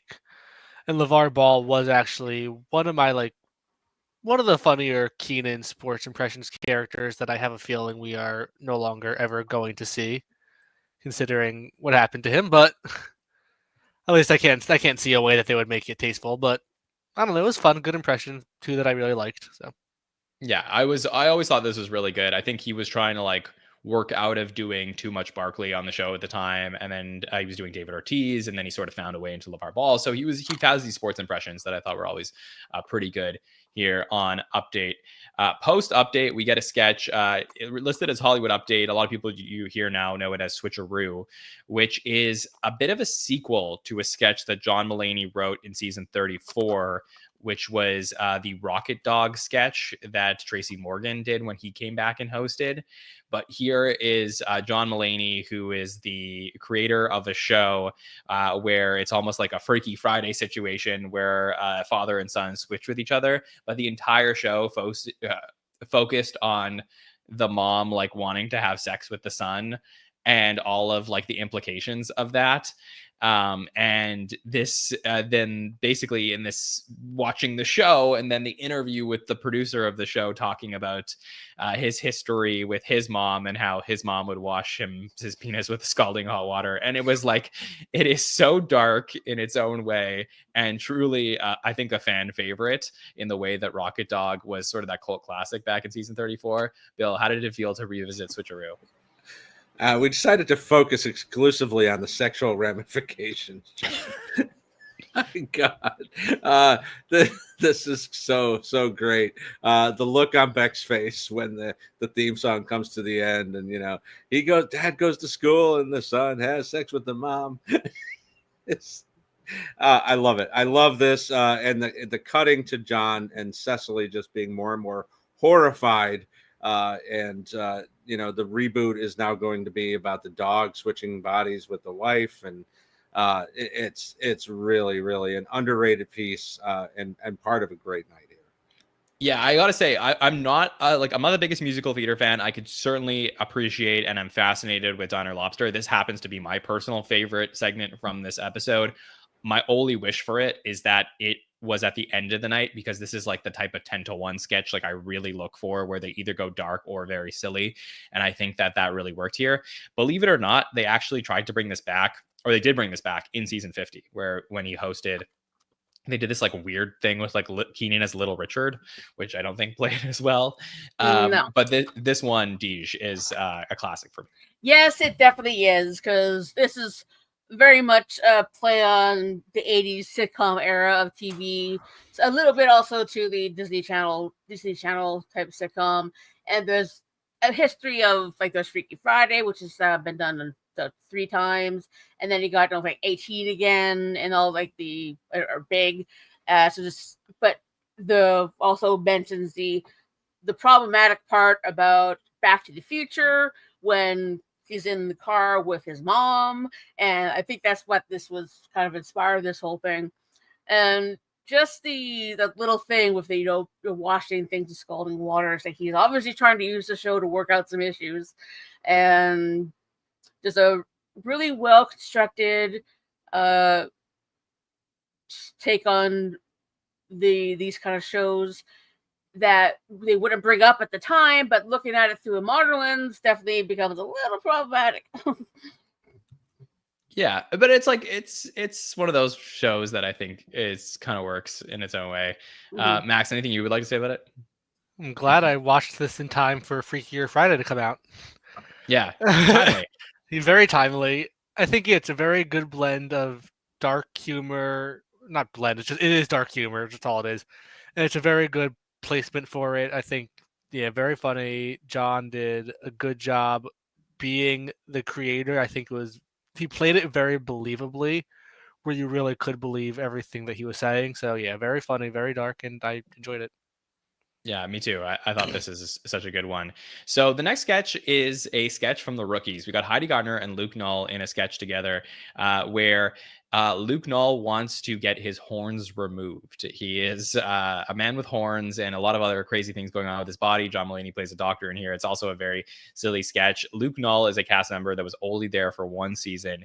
He's very famously known for a sketch in the Saoirse Ronan episode from the season, where he does a late for class sketch. And that is one that I would suggest you go look out.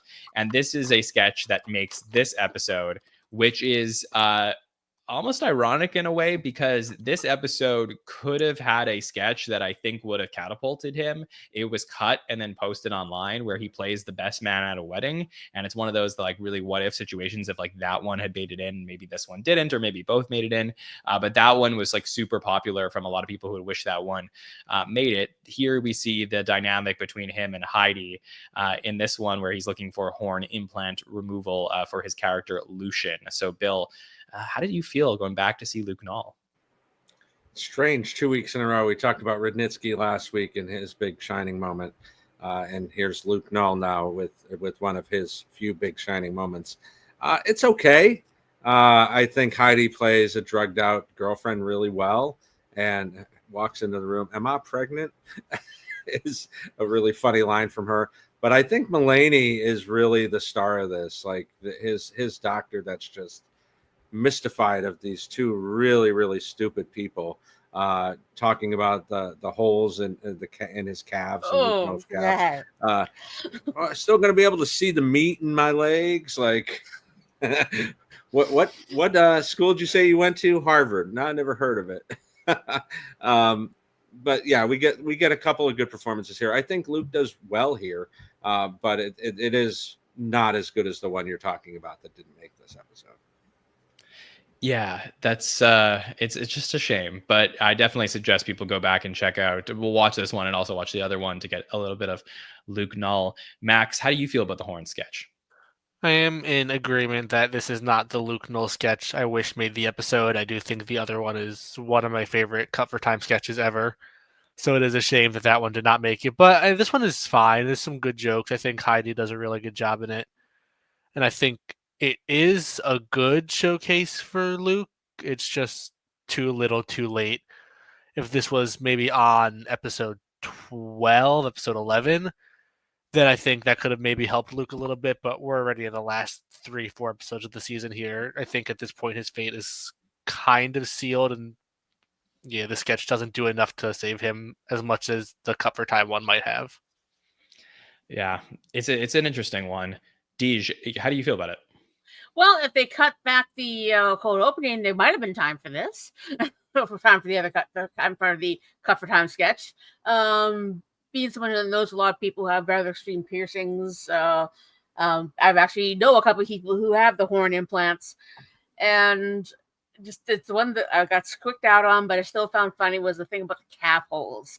And I can just imagine somebody eventually coming up with this kind of procedure, because there are a lot of different piercings out there that kind of stretch the imagination and the pain threshold of those people. Zinga, stop poking me. Sorry, my cat's poking me. I've been giving you treats. Stop. Anyway, but maybe your cat wants some horns removed.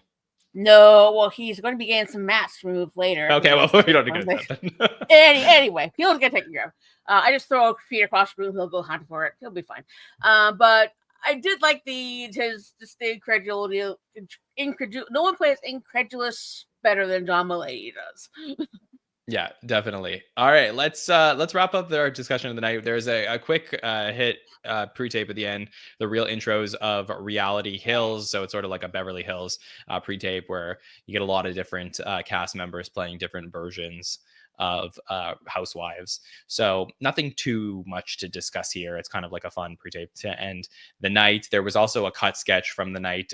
We mentioned the Luke Null one, but there was a big Kyle Mooney one with Adam Driver in it that also got cut, called Fish Dreams, that a lot of people did enjoy. So this episode was one that was talked about a lot, because again, the expectations for John Mulaney, everyone knew that he was a good writer on the show, that he had this great relationship with Bill Hader, and then the idea perhaps that we could get like another great SNL writer to come in and be a great host was exciting. But I don't think anybody expected to be blown away with the way that they were with John Mulaney as a personality on the show, and clearly would make a mark by coming back and hosting 5 seasons in a row, and truly Bill becoming one of the modern great hosts of Saturday Night Live.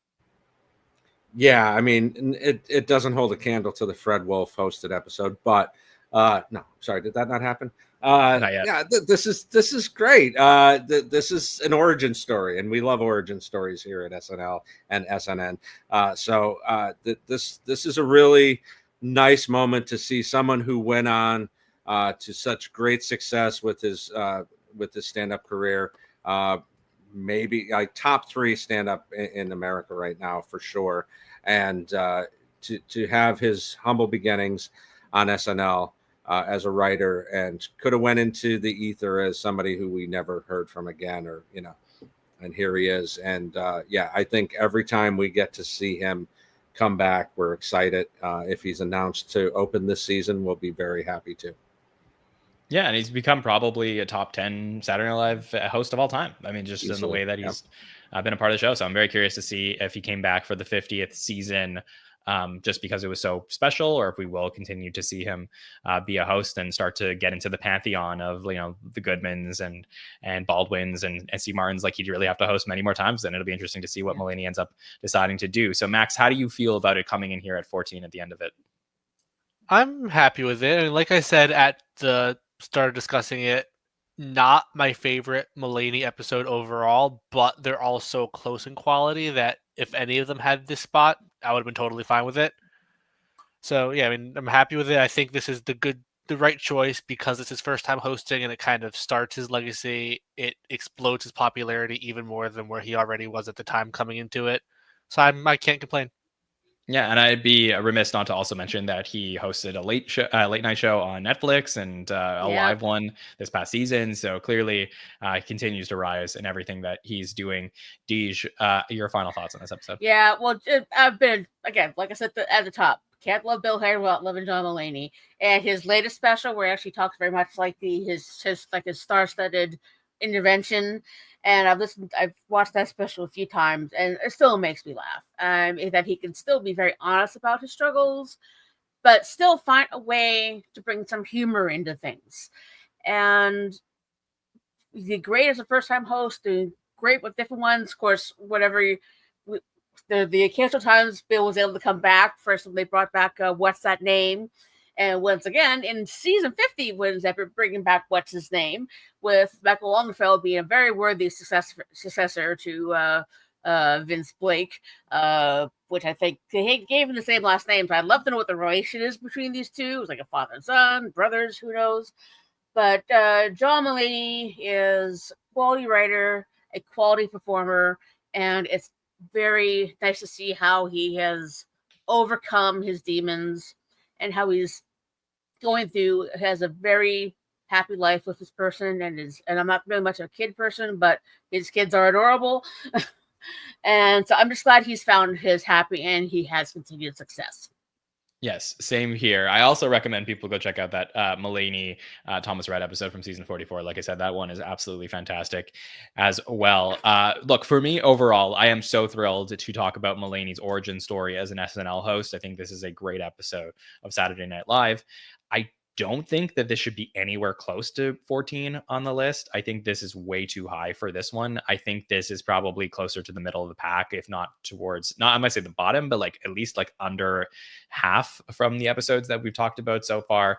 It has that iconic sketch with Diner Lobster. It has an absolute classic, but everything else is like, okay, for me. Like, it's nothing that really is too crazy. So I think the fact that it is Mulaney's first episode certainly gives it a boost as far as iconic status in my mind. But overall, I don't think that the quality compares to some of the other ones that we've spoken about. It is a very good, if not great, episode of Saturday Night Live. It's just, to me, not one of the pantheon of greatest of all time. So 14 for me is very high, though I know people love John Mulaney. So we'll talk about where it ends up on our list at the end of this show. Okay, one more episode to talk about here tonight. I'm very excited. This next one is one of my favorite episodes of all time, one of my favorite Christmas episodes of all time. We talked, Bill, about how many of these we've seen on the show so far throughout this series, and we're going to do another one right here where we are going to go back in time a little bit further to season 38 and talk about the Christmas episode with Martin Short and Paul McCartney. Very exciting episode to talk about over here. Marty hosting the show, coming in for Christmas, bringing some friends along with him. So this will be a blast to go through. Bill Kenny, how do you feel about this one? Cracking the list here at 13. Yeah, I said last week the Candy episode in season 2 was maybe the best Christmas episode. I immediately have to retract that. I had forgotten how good this is from start to finish.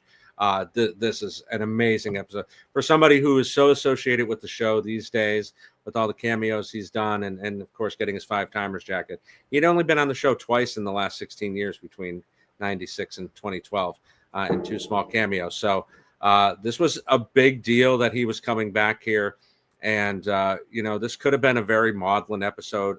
Obviously, the tragedy that had happened the day before, which, leads into the cold open that we get here. But they cover that. They do the respectful thing. But then we get right into the funny. And this is why you come to SNL, right? Forget about all of the terrible things that happen in this world. You come here to laugh. And they do that immediately following the opening credits. So I love this episode. Maybe the best Christmas episode ever.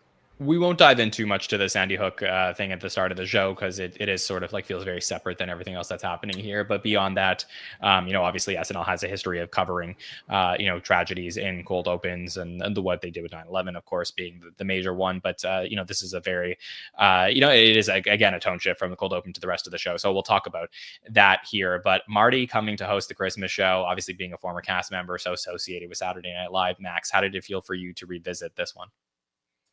Revisit. I was in 6th grade in 2012. Okay. So I visited this one, which is to say I have actually seen a lot of sketches from this episode. I've seen the monologue before. I've seen the What Up With That before. So I was familiar with a good chunk of it. Just a lot of stuff was new and a lot of stuff in it I really, really enjoyed. I think this is a really funny episode that I'm glad I watched from start to finish. Yeah, it is so great. And season 38 has a lot of episodes in the countdown already. We have a Justin Timberlake episode with the Seth MacFarlane premiere. So a season that I think is, pretty underrated, ends up getting a few episodes here on the countdown. And I'm feeling really good about talking about this one as well, Deej. So how do you feel about it? Yeah, well, when I got the email with the episodes we were discussing and I saw this on my list, I immediately smiled because this is definitely an all-time classic episode of SNL. Not only for just what happened, what all the things happened in the sketch. Also, in this particular season, this was the final season for Bill, Fred Armisen, and Jason Sudeikis. And there's some very interesting Bill Hader connected history in this one, which we'll go over. But Martin Short makes me proud to be Canadian. And his continued, I mean, just for everything from SCTV. I think it was a year and a half ago, I listened to his the audiobook version of his autobiography, and just all the things that he's been throughout his life. And of course now apparently he's dating Meryl Streep, which I totally ship them. I think he's just a bright sense of joy. I think around this time there was also someone had made a comment online about how Martin Short wasn't funny, and then just the amount of people who instantly came to his defense. It's like, okay, he may not be your sense of humor, you may not find him funny, but there's many people in the world like myself who find him absolutely hilarious. And he's had a long history with some of the people in Saturday Night Live, because he was also one of the people in the production of Godspell, where a lot of the first cast members from SNL came from. I think he's one of the funniest people on the planet, and like people don't appreciate enough how hilarious he is, and his just like his mind for comedy and his sense of timing is just like one of the all-time greats. So for me, I was feeling at the time, in real time, watching this back in 2012. I remember being on vacation with friends, and we were like a little bit hesitant because I had mentioned earlier in the countdown, like we really loved the Jimmy Fallon Christmas episode from a year prior. And that monologue for me that Jimmy did when he hosted for the first time was one of my favorite monologues of all time. So I was like, I don't think that there's any way that Barty's going to top it. And I think he did it in his own way. Like, he is so funny in this monologue where he comes out and just completely takes control of the show. You see it when he hosts for the first time in season 22, how he goes up into the rafters and stuff like that. But like, I almost forgot about how much he can command the stage. And he goes up there, starts singing about the holidays. We get to see Paul Schaefer, which of course, like, I didn't truly appreciate how like amazing of a cameo this was at the time watching in real time. But knowing now, like, how important to the show Paul was and his connection to SNL, this was so great. The small little bits of like Marty walking up the piano and then pretending to step on Paul's fingers, and then him sitting there. And the line that always gets me is like, how does a man sit on the piano, I wonder, as he like crosses his legs like over each other, is so fantastic. He starts singing about how this is not only the most wonderful time of the year, but it's also the most amorous time of the year and most promiscuous time of the year. Introduces the new girls, which I always find is like an iconic shot of like him introducing Kate, Cecily, and 80. Kate, who had joined the show earlier in the calendar year, and then Cecily and 80, who had joined just that season, but obviously would go on to become three of the all-time greats. And that's just like such a great moment. We get to see the first appearance of Kristen Wiig post her leaving the show, as she gets introduced in the backstage with a little Denise hand. We get to see all of the fun of the cameos of Christmas with Fallon and Hanks and Samuel L. Jackson. We're going to put a pin in that for now. A llama almost running into Marty, Tina drinking wine with Lauren, and then there's amazing makeout scene between Marty and Lauren. It is something for me that is like, this is SNL Christmas. It has all the feels for me, Bill. I love this monologue.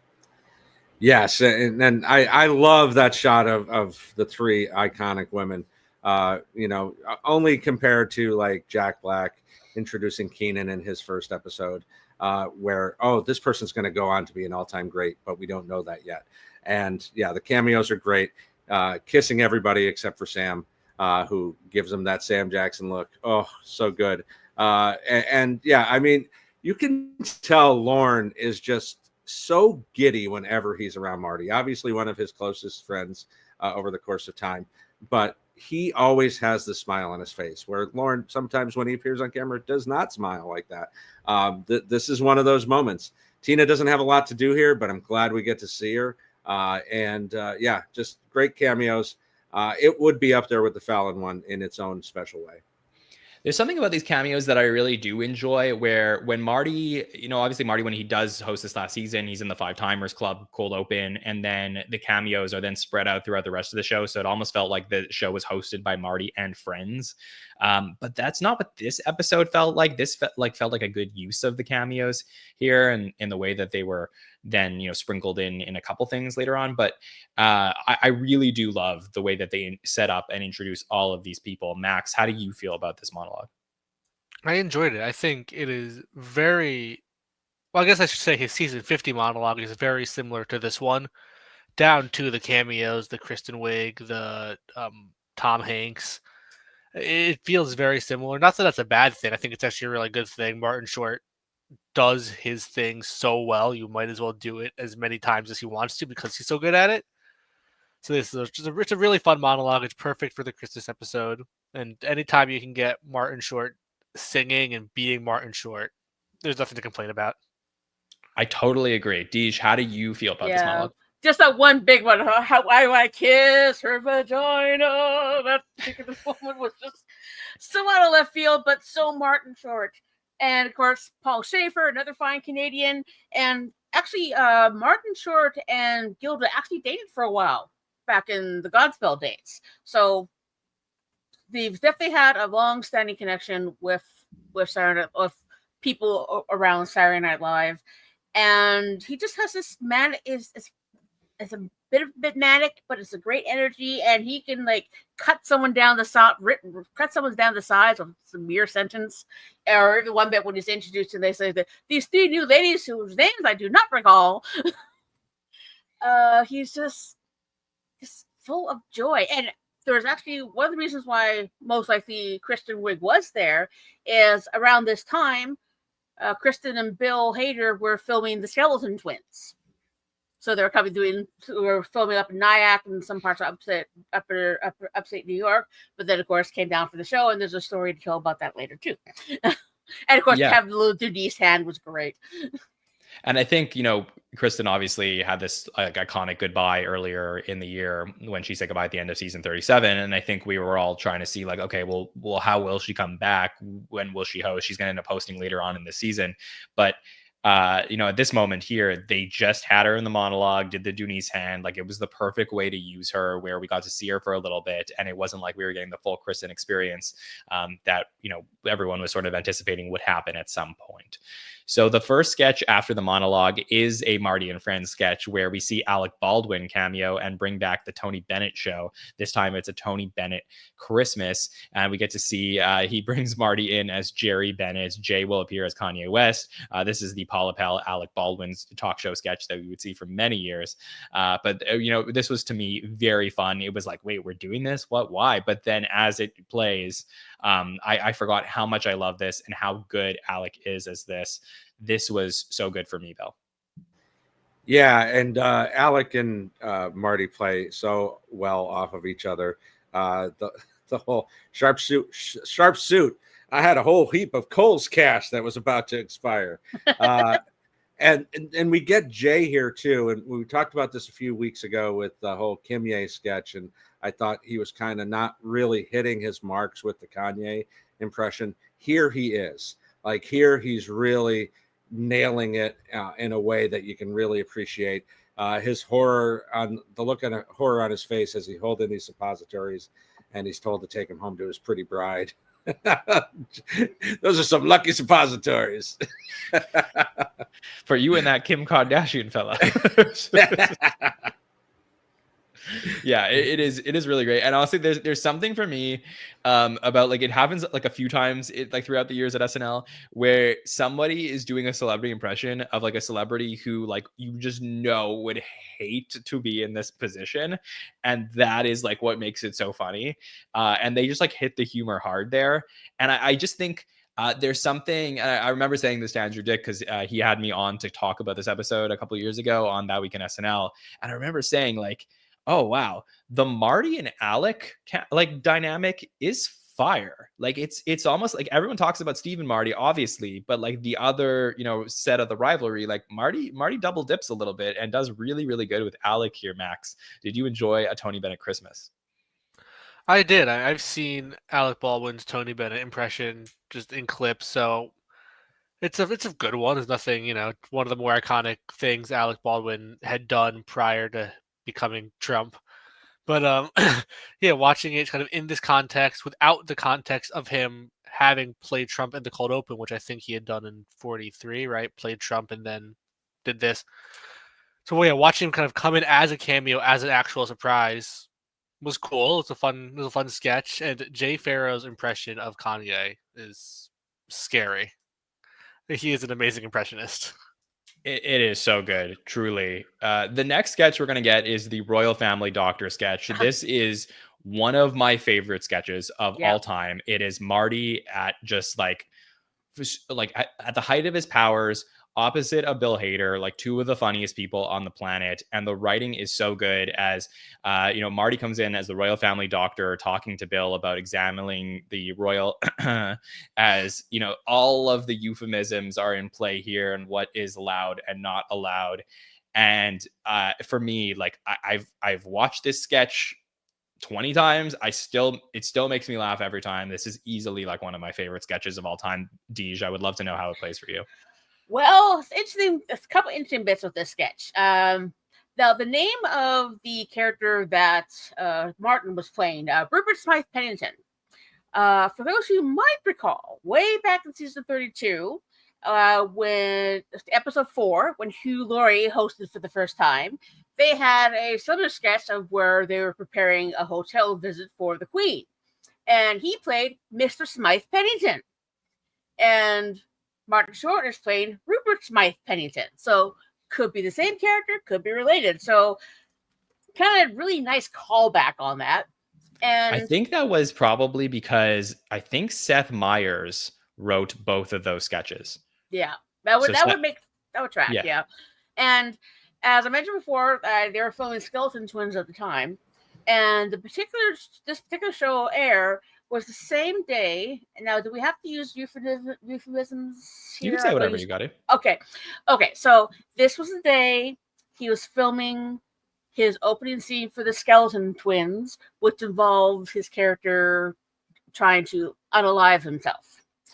And so to come from the day and then go to do this at night, he actually mentioned to Marshall, "Oh yes, sir, I filmed my unaliving scene today. We're so happy about it." Because I know that Bill doing that movie was definitely a high point for his own career. And if you have not seen Skeleton Twins, you must see it. But you can definitely tell that Martin Short is trying to break Bill. He comes pretty darn close. I mean, Bill's kind of an easy target in that regard, but Bill actually held it together pretty well. And I know they've been good friends since then. So it's just seeing those two together. And then you have Armison coming in as the Queen at the end, very much in the persona of the Scouse Queen that we know, getting her Judi Dench washed. And a little brief thing with Bobby Moynihan as the member of the Royal Guard. Like, hello. There's so many things about this that work really well. I do agree that Marty is just trying to break Bill in this, and there's something about it that feels very organic in the way that Bill is just trying to hold it together. I think that really adds to this sketch here. But the writing is so great, and it is one of those things that I think Seth has talked about this before with this sketch, that like it's just a layup for them. Like they could, with Marty in the building, they know they could put him in a sketch like this and he's just going to elevate it and make it better. Max, you go ahead. Sorry, just the one delivery, the one line, and be very careful. That thing that I'm about to say, just the delivery on that just cracked me up. It's so good. And Max, was this the first time you had seen this sketch, or had you seen it in anything else? This was the first time I had seen this, and I was so glad to get to experience this for the first time. You lucky man. I loved it. I watched it Wednesday afternoon, and then Wednesday evening, I was watching the Taylor Swift New Heights with my mom and my sister, and she made some comment. I forget what it was, but whatever the comment Taylor Swift made me think of this sketch. And I had told her, like, pause the podcast, like, pause this. Once we are done watching this, I have to show you this SNL sketch I watched for the first time today. I got them to watch it. It's so funny. Every euphemism that Martin Short makes, cracking up. The applause he gets when he mentions her Downton Abbey is so funny. Such a good sketch. Yeah, I'm so glad I watched this for the first time. I'm trying to think. I watched that entire New Heights podcast, and I- what Taylor could have mentioned that reminded you of this sketch. I wish I could remember, but it was something she said that made me think of the sketch. And Something about her royal. I wish probably, I could but remember. Yeah. Maybe. And what are Bill, the euphemisms for a butthole? yeah, there's they had a Church of St. Andrews, which I Yes. believe was the line there. Bill, would love to know your thoughts on this one. Maybe Taylor said something about wearing a hat on a certain occasion, and no, this is great. I mean, you've got a situation here with two cast members. John, I know you're not as high as Marty as a cast member as I am, but these are two people in Bill Hader and Marty Short that could be put in any era, anytime, and would fit in perfectly. So to see the two of them, basically a two-hander, just playing off of each other. Part of the gig, as everybody said, is trying to make Bill laugh. But it's really, and his exaggerated accent getting more and more exaggerated as we go on is so great. The Camila Parker Bowles jokes has a drawbridge guarded by a troll that asks you a riddle. Another sketch that I've seen it 100 times, and it still makes me laugh every single time. It is fantastic. And then Bill's going to get a great opportunity in the next sketch to show off a bit, where he's going to do his Al Pacino impression as Charlie Brown in the You're a Rat Bastard Charlie Brown sketch, which is, it's Christmas time. It's a great opportunity for the cast to do some impressions. So we get a lot of great ones, including Kate as Edie Falco, Marty as Larry David. Like, there's a lot of really great impressions in this one. And I think it's become a favorite. You think about, Fallon hosting the year before, and they did the musical impressions, but here you get an opportunity to mix in some Charlie Brown Christmas with some great SNL cast impressions. So, Deej, I'm sure you were excited to see Bill Hader's Al Pacino. Oh, yes. Well, considering how from this first episode out of the gate, with his De Niro impression after the JetBlue sketch, just blew everybody away, and it really impressed people. And just to have him be able to bring that back, especially in this context. And weirdly enough, I can remember there was one time I thought that was actually Larry David, but finding out that it was Martin Short doing Larry David and doing such a pitch perfect version of him. And Edie Falco's Lucy definitely makes so much sense when they're at the little booth. Said, "Oh, you want a clone of him?" I got all these different drums. And doing the football thing. Taron Killam as Michael Keaton. Only one line, and it's like Crushed it. Yeah, and the Fran Drescher impression, perfect choice for playing the adult sounds of Peanuts. Philip Seymour Hoffman as Pigpen with Jason Sudeikis. They're just, everything was just absolute perfection. I don't know I wonder where they got those crowd shots of the kids going, "What the hell?" from. But it's just one of those perfect moments in time with the perfect impressions, and the end with it's pretty good. And it was fabulous.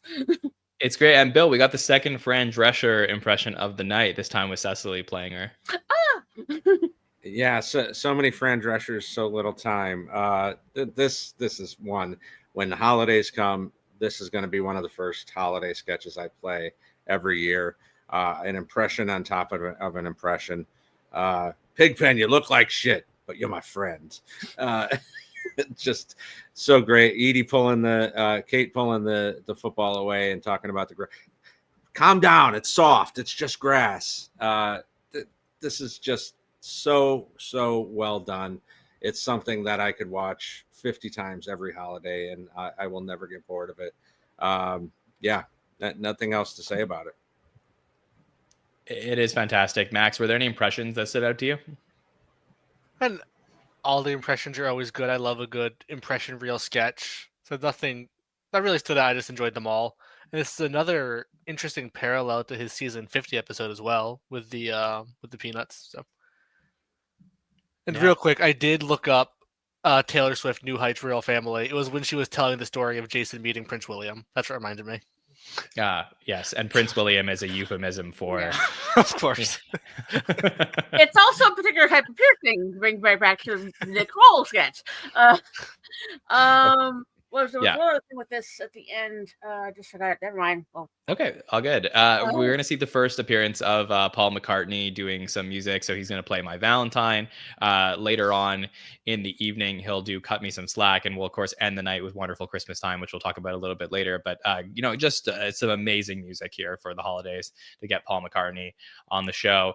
Weekend Update. Seth Meyers is hosting Weekend Update at the time. And he's going to have Vanessa Bayer's Jacob, the bar mitzvah boy, on here. Oh, yes. So, yeah, so good. So Jacob talking about Hanukkah. Obviously, Jacob, who would go on to be played by Vanessa a lot of times on Update, you'd get to know very well. But at the time, it was a little bit of a surprise because Jacob the Bargatze boy had appeared in a sketch, but never on Update. So it was sort of like that Bill Hader Stefan thing of they were trying to find a way to get this character back there.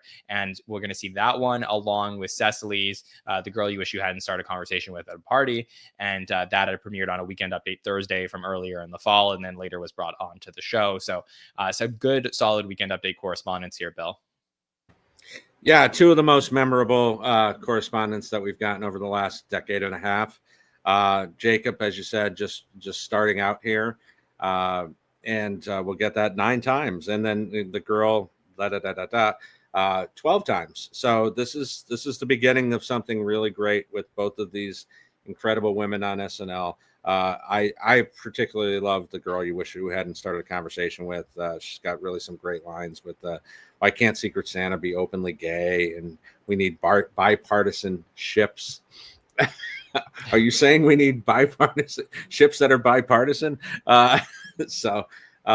Cecily, I mean, she's only 10 episodes in. She's one of the new girls that was mentioned in the monologue, and she's really taking the lead here. Yeah, it definitely gets an opportunity to shine. And then I do love Vanessa Jacob the Bar Mitzvah boy in this one in particular. My favorite line is not wanting camp friends and school friends to meet. It was something that was like so relatable for me as like somebody who went away to summer camp, like had my camp friends and my school friends, and like they're gonna meet in my bar mitzvah. So I totally had that as well. So a very solid Weekend Update here. Yeah. And then we're going to get a pretty iconic What Up With That edition right after Weekend Update, where we're going to see 3 people in the chair. So, of course, Hader as Lindsey Buckingham. We're going to get Carrie Brownstein in from Portlandia. And then we're going to have Samuel L. Jackson, who you saw in the monologue. And, What Up With That basically was slowing down how many times they were doing this at the time. They wanted to do it for the holidays. We got an opportunity to get Marty Short in with his Jackie Rogers Jr. character that he had played on the show many times before, obviously. But this sketch had become best known for this moment with Samuel L. Jackson and Kenan Thompson, which a lot of people say is like the moment when Kenan, like, I think when What Up With That first premiered, it was like the moment when Kenan started to like really become fully formed. But this was the moment where it was like, oh, Kenan might be around the show forever. And that was when Samuel L. Jackson basically says, and then stops himself and he says, this is some bullshit. And then Kenan says, that costs us some money, Sam. And it is just like this all-time great moment here, Bill, between Samuel L. Jackson and Kenan Thompson. Lauren gonna be mad at y'all. Miss Aggie didn't start that. Kenan, no, this is great. You can tell Kenan just kind of ad-libbing there and filling in. The Jackie Rogers part is just so crazy. Have we ever had a more random character come back from a former cast member than Jackie Rogers Jr.? Like, this is not something that anybody ever thought they'd see again, because nobody who knew who Jackie Rogers Jr. was in 1984, let alone 2012. So I love that part of it. Worlds colliding 30 years later. Tim Robinson as the dancing Santa, and Nassim coming back from behind the stage and doing Grachina. So a lot of good stuff here. Last time we get this until the at-home episodes. Yeah, and people would be clamoring for it for years until we got it back eventually. Max, how did you feel about What Up With That? I was going to say, I think this is the last one. That is interesting to have that confirmed. But when I first got into SNL season 42, I watched every Celebrity Jeopardy and I watched every What Up With That. So I knew this sketch going into it, but I love What Up With That. It's such a classic. I don't get tired of it. I can watch them on repeat forever. They're the most formulaic sketches, but they are so good. And just every time you find something new with all the dancing characters and all the lines Kenan does. So yeah, it's such a classic sketch. I'm glad it was part of this episode, and I'm glad that the last What Up With That for 7 years ends on a Samuel L. Jackson moment. It's true. And we will actually have a What Up With That on the Jason Sudeikis episode. But it is something that like just completely slowed down. Obviously, Keenan didn't want to do it as much anymore. But I am constantly amazed with the way he exerts himself, the running around, the sweating. Like he gives it all to the show. And it is something that is like a Hall of Fame moment time after time he does this. Deej, how is it for you to see Yes. this edition of What Up With That? Well, little correction: Jackie Rogers Jr., the character, actually goes back to SCTV. So he's been doing this character for quite a while. But briefly touching back on Jacob the Bar Mitzvah Boy, I've always wondered what would happen if Adam Grossman and Jacob the Bar Mitzvah Boy met. Well, I think Adam Grossman's a little bit young for Jacob the Bar Mitzvah Boy. He's Maybe a always bit, yeah. Anyway, but yeah, no, what's up with that? It took me a while to really warm up to the sketches because again, but as Lorne Michaels himself has said, a lot of the audience reacts to formula. Yes, there's different variations on the beats, same thing with like your Stefan beats or anything else, but there's still what they bring to it each time. I love Nassim coming out as Grinchina. She was just having so much fun with that. And what really impressed me, though, was Jason Sudeikis doing a slowed down Running Man. The kind of control it takes as a dancer to be able to do that and not make it seem like stilted. It was just so organic. It's just like I'm looking at the background, like, oh my god, he knows that dance so well, and he's been able to just slow it down like that is just always amazes me. And of course, poor Lindsey Buckingham never quite getting on, but I'm glad they did bring this back eventually because we wouldn't have got the iconic dual Lindsey Buckinghams. And one of the things that Bill always said about the sketches, that I love it because I don't really have to do much. All I have to do is be Lindsey Buckingham and watch Keenan and just have fun. I think also with Jason Sudeikis' Vance character, we hadn't really like heard him speak many times Yeah. before, so I think that was also really fun to get to see. Paul McCartney's going to perform his second song after this, and then we're going to get a Fred Armisen sketch opposite of Marty Short. And I said this on That Week in SNL when I was on talking about the sketch. This is like a sleeper hit for me. This is one of those sketches that I think is very reminiscent of what Fred, when he first came onto the show, he sort of had that like Andy Kaufman like quality to him where he would like do things that were a little bit obscure and improvisational, especially on Update. And then you'd obviously see that watered down into Nicholas Fane and then eventually Garth and Kat. But we really stopped seeing Fred do these types of pieces on the show by this point in his SNL career as he's headed towards the end of it. And this is a really, really fun sketch where Keenan introduces the sketch at the top. So already it's like a little bit different, but this is Fred and Marty talking about like all of the things, like they're catching up, they're seeing each other and talking about all of the things that like they knew about each other, but never ended up materializing. So they're like inadequacies. And I love every minute of this. And this is like the type of Fred thing that I think is so brilliant. And it's one that like in a night full of like big cameos and like things that just like wow you with your eyes, like it's hard to notice this sketch, but I think on paper, this is just as good as anything else that happens this evening. So I want to give it its credit. Bill, how do you feel about it? Yeah, it's very Second City-esque, right? With the back and forth between these two.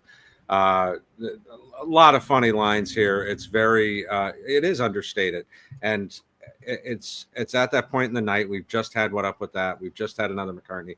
So we're wrapping things up. We don't know how iconic we're going to get right after this. So it is that forgotten piece right in the middle of all this chaos.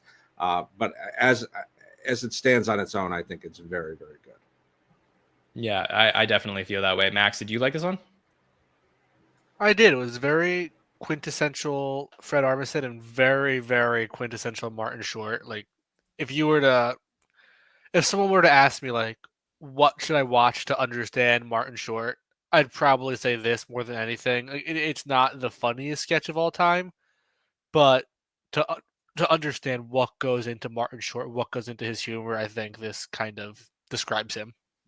Yeah, and I think like the SNL fandom in general was a little bit hard on Fred at this point of his career. Like I think they had seen a lot of Fred tropes and were very used to it. So for me, like I found this, like as somebody who loves Fred Armisen, I found this something like really exciting to get to root for him when I saw it. Deej, did you like this one? Yeah, it was okay. Of course, around this time, he was doing very involved in doing Portlandia at the same time as SNL. So that's one of the biggest reasons he decided to leave that here was to spend more time concentrating on that. Of course, we also had Carrie Brownstein, and then what's up with that sketch? There's a little. It's very built on the cleverness of the dialogue, like the one Martin Short character says. So no, I realized I have no idea how to write a book. Just the all the things you were talking about with old friend, and they just have that one little turn after it's basically set up punch, and it's a pleasant sketch. It wasn't like laugh out loud hilarious, but I appreciated it was very much the Armison coded. Kind of reminded me a bit of the Tangent in a way, but it's definitely had his touch on it. Yeah, that's a good comparison. I really like that one.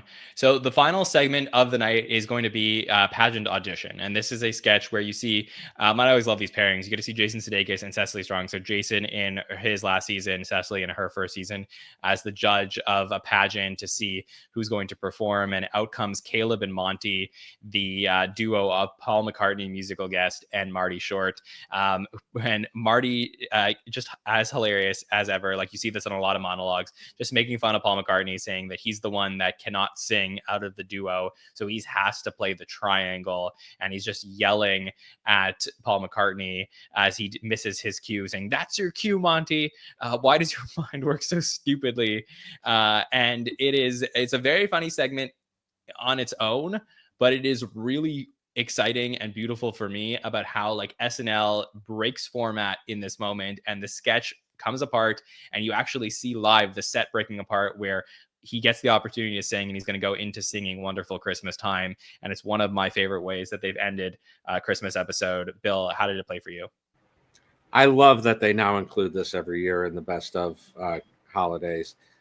This is great. You get to see the chorus come back, who had to do a very somber opening, and get to do the joyful thing with Paul McCartney. I mean, I would love to talk to any of these kids who are now approaching 30 and be like, you sang with Paul McCartney, right? Like, that's just bonkers. Did you appreciate it at the time? Because that's just such an honor. And this is one of my favorite Christmas songs of all time. So I love that they did this. They don't do this nearly enough. They've done it more in recent years where you get the musician singing some kind of Christmas song. But for them to sing their own iconic Christmas song is another level. So I really enjoy this. I think it's one of my favorite Christmas moments, up there with, Candy Bergen at the ice skating rink. That'd be that iconic first shot. Tina and Amy with Bruce Springsteen, like a lot of the ones we talked about here already. This to me is just right up there with them. Deej, for you, how do you enjoy the way that they wrapped up this episode? It's nice how they went from sketch into the song. Now, I'm not the biggest fan of Christmas music, probably from working years in retail where I had to, through that time, you were inundated with it. So there's very few songs I like, but this Wonderful Christmas Time is one of the ones I do absolutely love. And be able to get Paul McCartney, because his talent. We know what he's done in the past, from Beatles to Wings. It's a little pathetic, but I like to sing. And we know he can sing. And then you got the quiet meekness of McCartney, and then you got the manic, angry energy of Martin Short. It's just a good sort of yin yang kind of deal, and then just evolving into the last song. Just couldn't be more perfect way to get into the last one. It's not very often that a musical guest does 3 songs, but this made sense. And it's also just really fun. I mean, I know it had been, 37 years almost since this has happened, but just the idea that Lorne Michaels once went on television to offer money for Paul McCartney and his bandmates to come on Saturday Night Live and perform as the show was trying to make it. And then here you have a sketch at the end of a Christmas episode where he's being asked not to sing, and they're playing with all of that. Like, there is something that's just like so beautiful about that in the context of SNL history. Max, how do you feel about the way they ended this episode? This was a lot of fun. I mean, Paul McCartney is like one of those larger than life legends who sometimes you kind of forget is like real in a way. So just to see him on the stage with Martin Short, clearly having fun, down to be yelled at, down to be called an awful singer, and just down to have that fun is really cool. And then for it to go into the song, I honestly I wouldn't have minded if the sketch itself was like a minute or two longer. I was having so much fun with it. But the transition into the song was really fun, and anything to get more Paul McCartney while we have him is awesome. So I will say, out of all of the episodes we talked about here tonight, this one I can justify its place on the list. I think this is a top 20 episode in SNL history. It is so much fun. It has that perfect balance of like, it feels Christmassy. It has cameos, but it doesn't overdo with the cameos. It has some great moments. It maybe doesn't have that like one absolutely iconic sketch that maybe would just put the cherry on top of this, but it is like so solid front to back for me that I love it and totally justify it being one of my favorite of all time. Bill, your overall thoughts on this one landing here at 13? I completely agree with you, John. There's nothing in this that doesn't hit in some way, shape, or form. I would argue that You're a Rat Bastard, Charlie Brown, is iconic. But there's nothing bad here. Not a dud in the bunch. The worst you could say is Old Friends is underrated. Everything else is great. The musical guests, bonus points, obviously. Got to mention that we get both Joe Walsh and Dave Grohl with small appearances here. Joe Walsh, the only time he ever appears on SNL. Obviously a member of the Eagles and a great solo singer on his own as well. This is really top to bottom, maybe one of the best we've talked about so far on this list. I completely agree. Yeah, it is really fun. You get Dave Grohl and Chris Novoselic and Pat Smear. So like you sort of get like that like reuniting of the bandmates as well with Paul McCartney. So it has that iconic music. I think that there is something really, really cool about all of the elements that come into play with this episode. Max, your thoughts on it? Yeah, this is a good episode. This is an amazing episode. It deserves its spot at number 13. I will have Royal Family Doctor on my rewatch list for many years to come. I am very glad I discovered that through this. And this deserves a spot. Yeah, I agree. And you're right, Bill, in terms of You're a Rat Bastard, Charlie Brown having that because it's been in the compilations. It just doesn't have I would say maybe like the all-time international iconic flair that Washington's Dream or Diner Lobster has. But I honestly prefer that we do get episodes like this where maybe there's one that could be in the category but isn't slam dunk, and just everything else has the quality to match up to it. Deej, how do you feel about this one overall now here at 13? For me, this is top 10 material. Okay. I put it at number 9 for me. Just because you got Martin Short, a great episode for Bill, which is always happy time for me. Just everything flowed nicely. Some things were a bit more low key than others. Nothing flopped. Nothing flopped at all. And the two things, like, I'm so glad that Max is getting such enjoyment out of Royal Family Doctor, because I still do. There's a lot of Bill Hader stuff I use to get out of depressive modes and panic attacks and whatnot, and Family Doctor is also one of those sketches I go to just to sort of get me out of my head and just be able to enjoy and have a laugh. Because like I said at the beginning, when I saw that this was on the list, I just completely lit up. I was like, oh my God, I get to talk about this episode and I get to watch it time and time again throughout the week. And it's just, as a Hater fan, as a Canadian with Martin Short, it's definitely a fabulous and multi-layered, interesting person. If you have not read or listened to his autobiography, definitely put that on your list. It is so much full of history of just comedy throughout the years. I agree, Deej. So our final segment of the night is we're going to bring up my rankings and Bill's rankings and talk about where we place these episodes among the ones we discussed so far on the countdown. I will say before I bring them up, Bill, that you and I have pretty different rankings so far from these. I'd say maybe it's the week that has been the most different for the two of us. So would you like, before I bring them up, would you like to go first in your explanation, or do you want me to go first? You can go first, John. I'll adhere to you. All right, because Max and Deej, you're going to have to tell us which one you prefer the best. So I'll put it up on screen so that you guys can see it.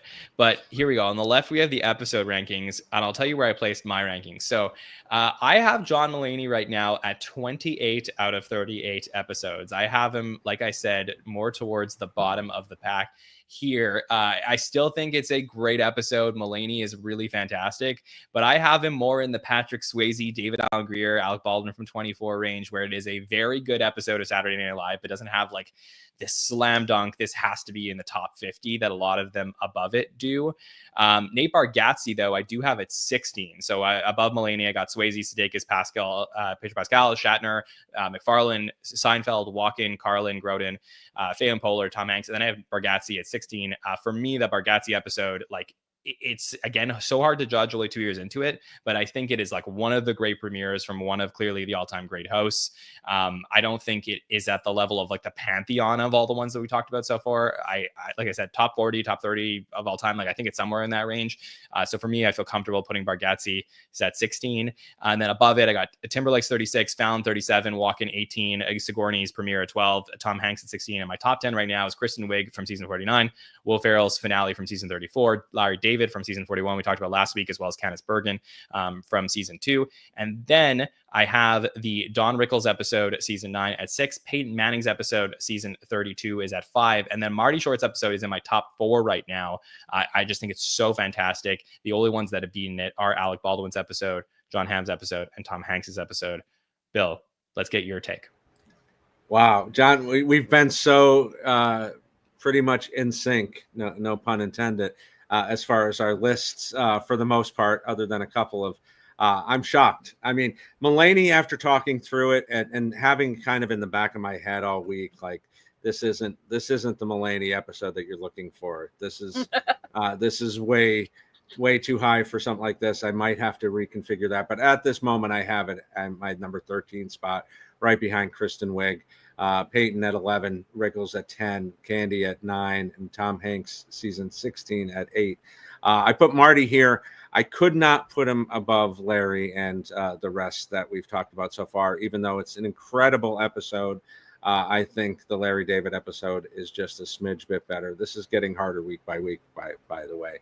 And then Nate, I mean, yes, it is soon, and I am anti-recency bias for the most part. But this episode, I mean, this is where it's at. This is what we're looking for. If we were doing this in 1990 and we were talking about Alec Baldwin, he'd be in the top of the list as well. So I think there are exceptions to that rule. So I have him at number 5. My top 4 remains unchanged with Hamm, Farrell, Baldwin season 15, and then Hanks season 14. All right, there you go. I'm just going to just fix up the colors on that one. So just there you go. So easier for everybody to read. But Max, I'm going to start with you on this one. Which one of these two lists do you feel is better so far? I think I have to go with yours, John. Okay, tell us why. I think just kind of how you described the Mulaney episode, the placement of it, and some of the other episodes. I just think the placements of the episodes kind of match my taste a little bit better. Okay, fair enough. Deej, how do you feel? Bill's definitely more aligns with what I would agree with. Not that yours is pretty darn close. I mean, it's like 1% difference between the liking of them, but just the way that Bill has Bargatze and Martin Short into the top 10, I definitely agree with that. I mean, maybe just as old folks just sticking together, but just looking at the whole list, yep, things pretty much fall in line with my thinking of what we have available. Okay, fair enough. All right, Bill. So that's a call to tie this week, but I love that we have some differences in our rankings, and it makes for good fodder. So This was a really, really fun edition of the countdown, looking through these 3 episodes. Of course, we do have your predictions. So we're now at 15 of 10 5-timers. So you really nailed that one. Still 5 premieres, no new finales on the list. Cast members, we gave you a new one with Marty Short. We didn't give you Mulaney.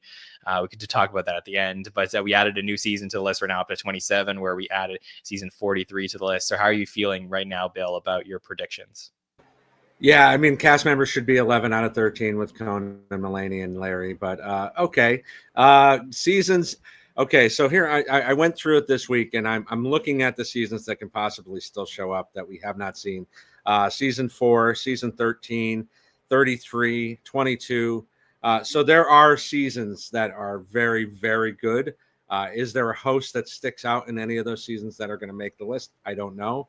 But I'm getting close, and I'm running out of time. Yeah, you need 4 new seasons out of the final 12 episodes. So we will see what happens over the next few weeks. But guys, this was a fantastic night going through these 3 episodes with all of you. So I really appreciate all of the takes and discourse through all of them. So if you have been enjoying our talk through these episodes here tonight, I would really appreciate you writing your comments and thoughts about the reveals and how you feel about these episodes. And maybe some predictions for the next few weeks as well here on the YouTube comments. Of course, give us a thumbs up and subscribe to the podcast, YouTube, Apple Podcasts, and Spotify to never miss anything we have going on. We will be ramping things up towards season 51 over the next month or so as we prepare for these new episodes. So it's definitely a great time to subscribe to the podcast. Bill Kenny, thanks so much for joining us here on the show here tonight. Really appreciate you.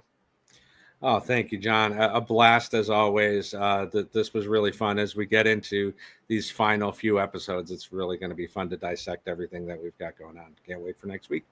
Yeah, really hyped for that one. Max, you were fantastic on the show here tonight. So thank you for your thoughts. Anything you would like to say to listeners? No, thank you. This was a ton of fun. I'm happy to be here. Thanks, Max. And Deej, of course, you got a lot going on in the podcast world, to tell the listeners where they could find Yes, you. I do. And actually, July was my 1-year anniversary with being a patron of SNN when I discovered this whole thing. And it's led on to so many awesome things. So with Casey Killingsworth, we have We Heart Hater, which is my podcast we put out every other week just because I have only so much time in my life. Where we're just doing some season 32 stuff, but we're also covering not only SNL Bill, but everything else about Bill. So movies, we did an episode 2 weeks. The previous episode was about all his some of his guest animation appearances, and just really going into the history of the haterness of it all. So that's on all your basic podcast platforms. Very much looking forward to doing Saturday Night Ladies with Shari and any Demi. I see you're out there in the chat. Please contact me at wehearthater@gmail.com, and we want to get you on SNL Ladies as well. And if anybody else there wants to come on We Heart Hater, same address, contact us. We'll be glad to have you on because the more the merrier. But yeah, SNN Saturday Night Network has definitely meant a lot for me over the last year, and just the fact that I finally got this whole podcast thing together, and it's Saturday Night Network just changed my life. Well, thank you. That is so nice, Deej, and I'm so appreciative of you and all the patrons who support us. So as a special thank you to our patrons every single week, we do have the episodes available on Patreon, so you can go and watch these to see everything that we talked about here. And we will have more patron opportunities and other fun things coming up as we launch season 51. We also invite you to follow the podcast at the SNL Network on all social platforms to see everything that we post, where we post the graphics of the episodes each and every week. I want to thank everyone in the chat for hanging out with us here on this Monday night, and of course our great panelists and late nighter for being our presenting partner for the show here on the SNN. So on behalf of Bill Kenny, Max, and Deej, my name is John Schneider from the Saturday Night Network, and we will see you next time, everybody. Have a good one.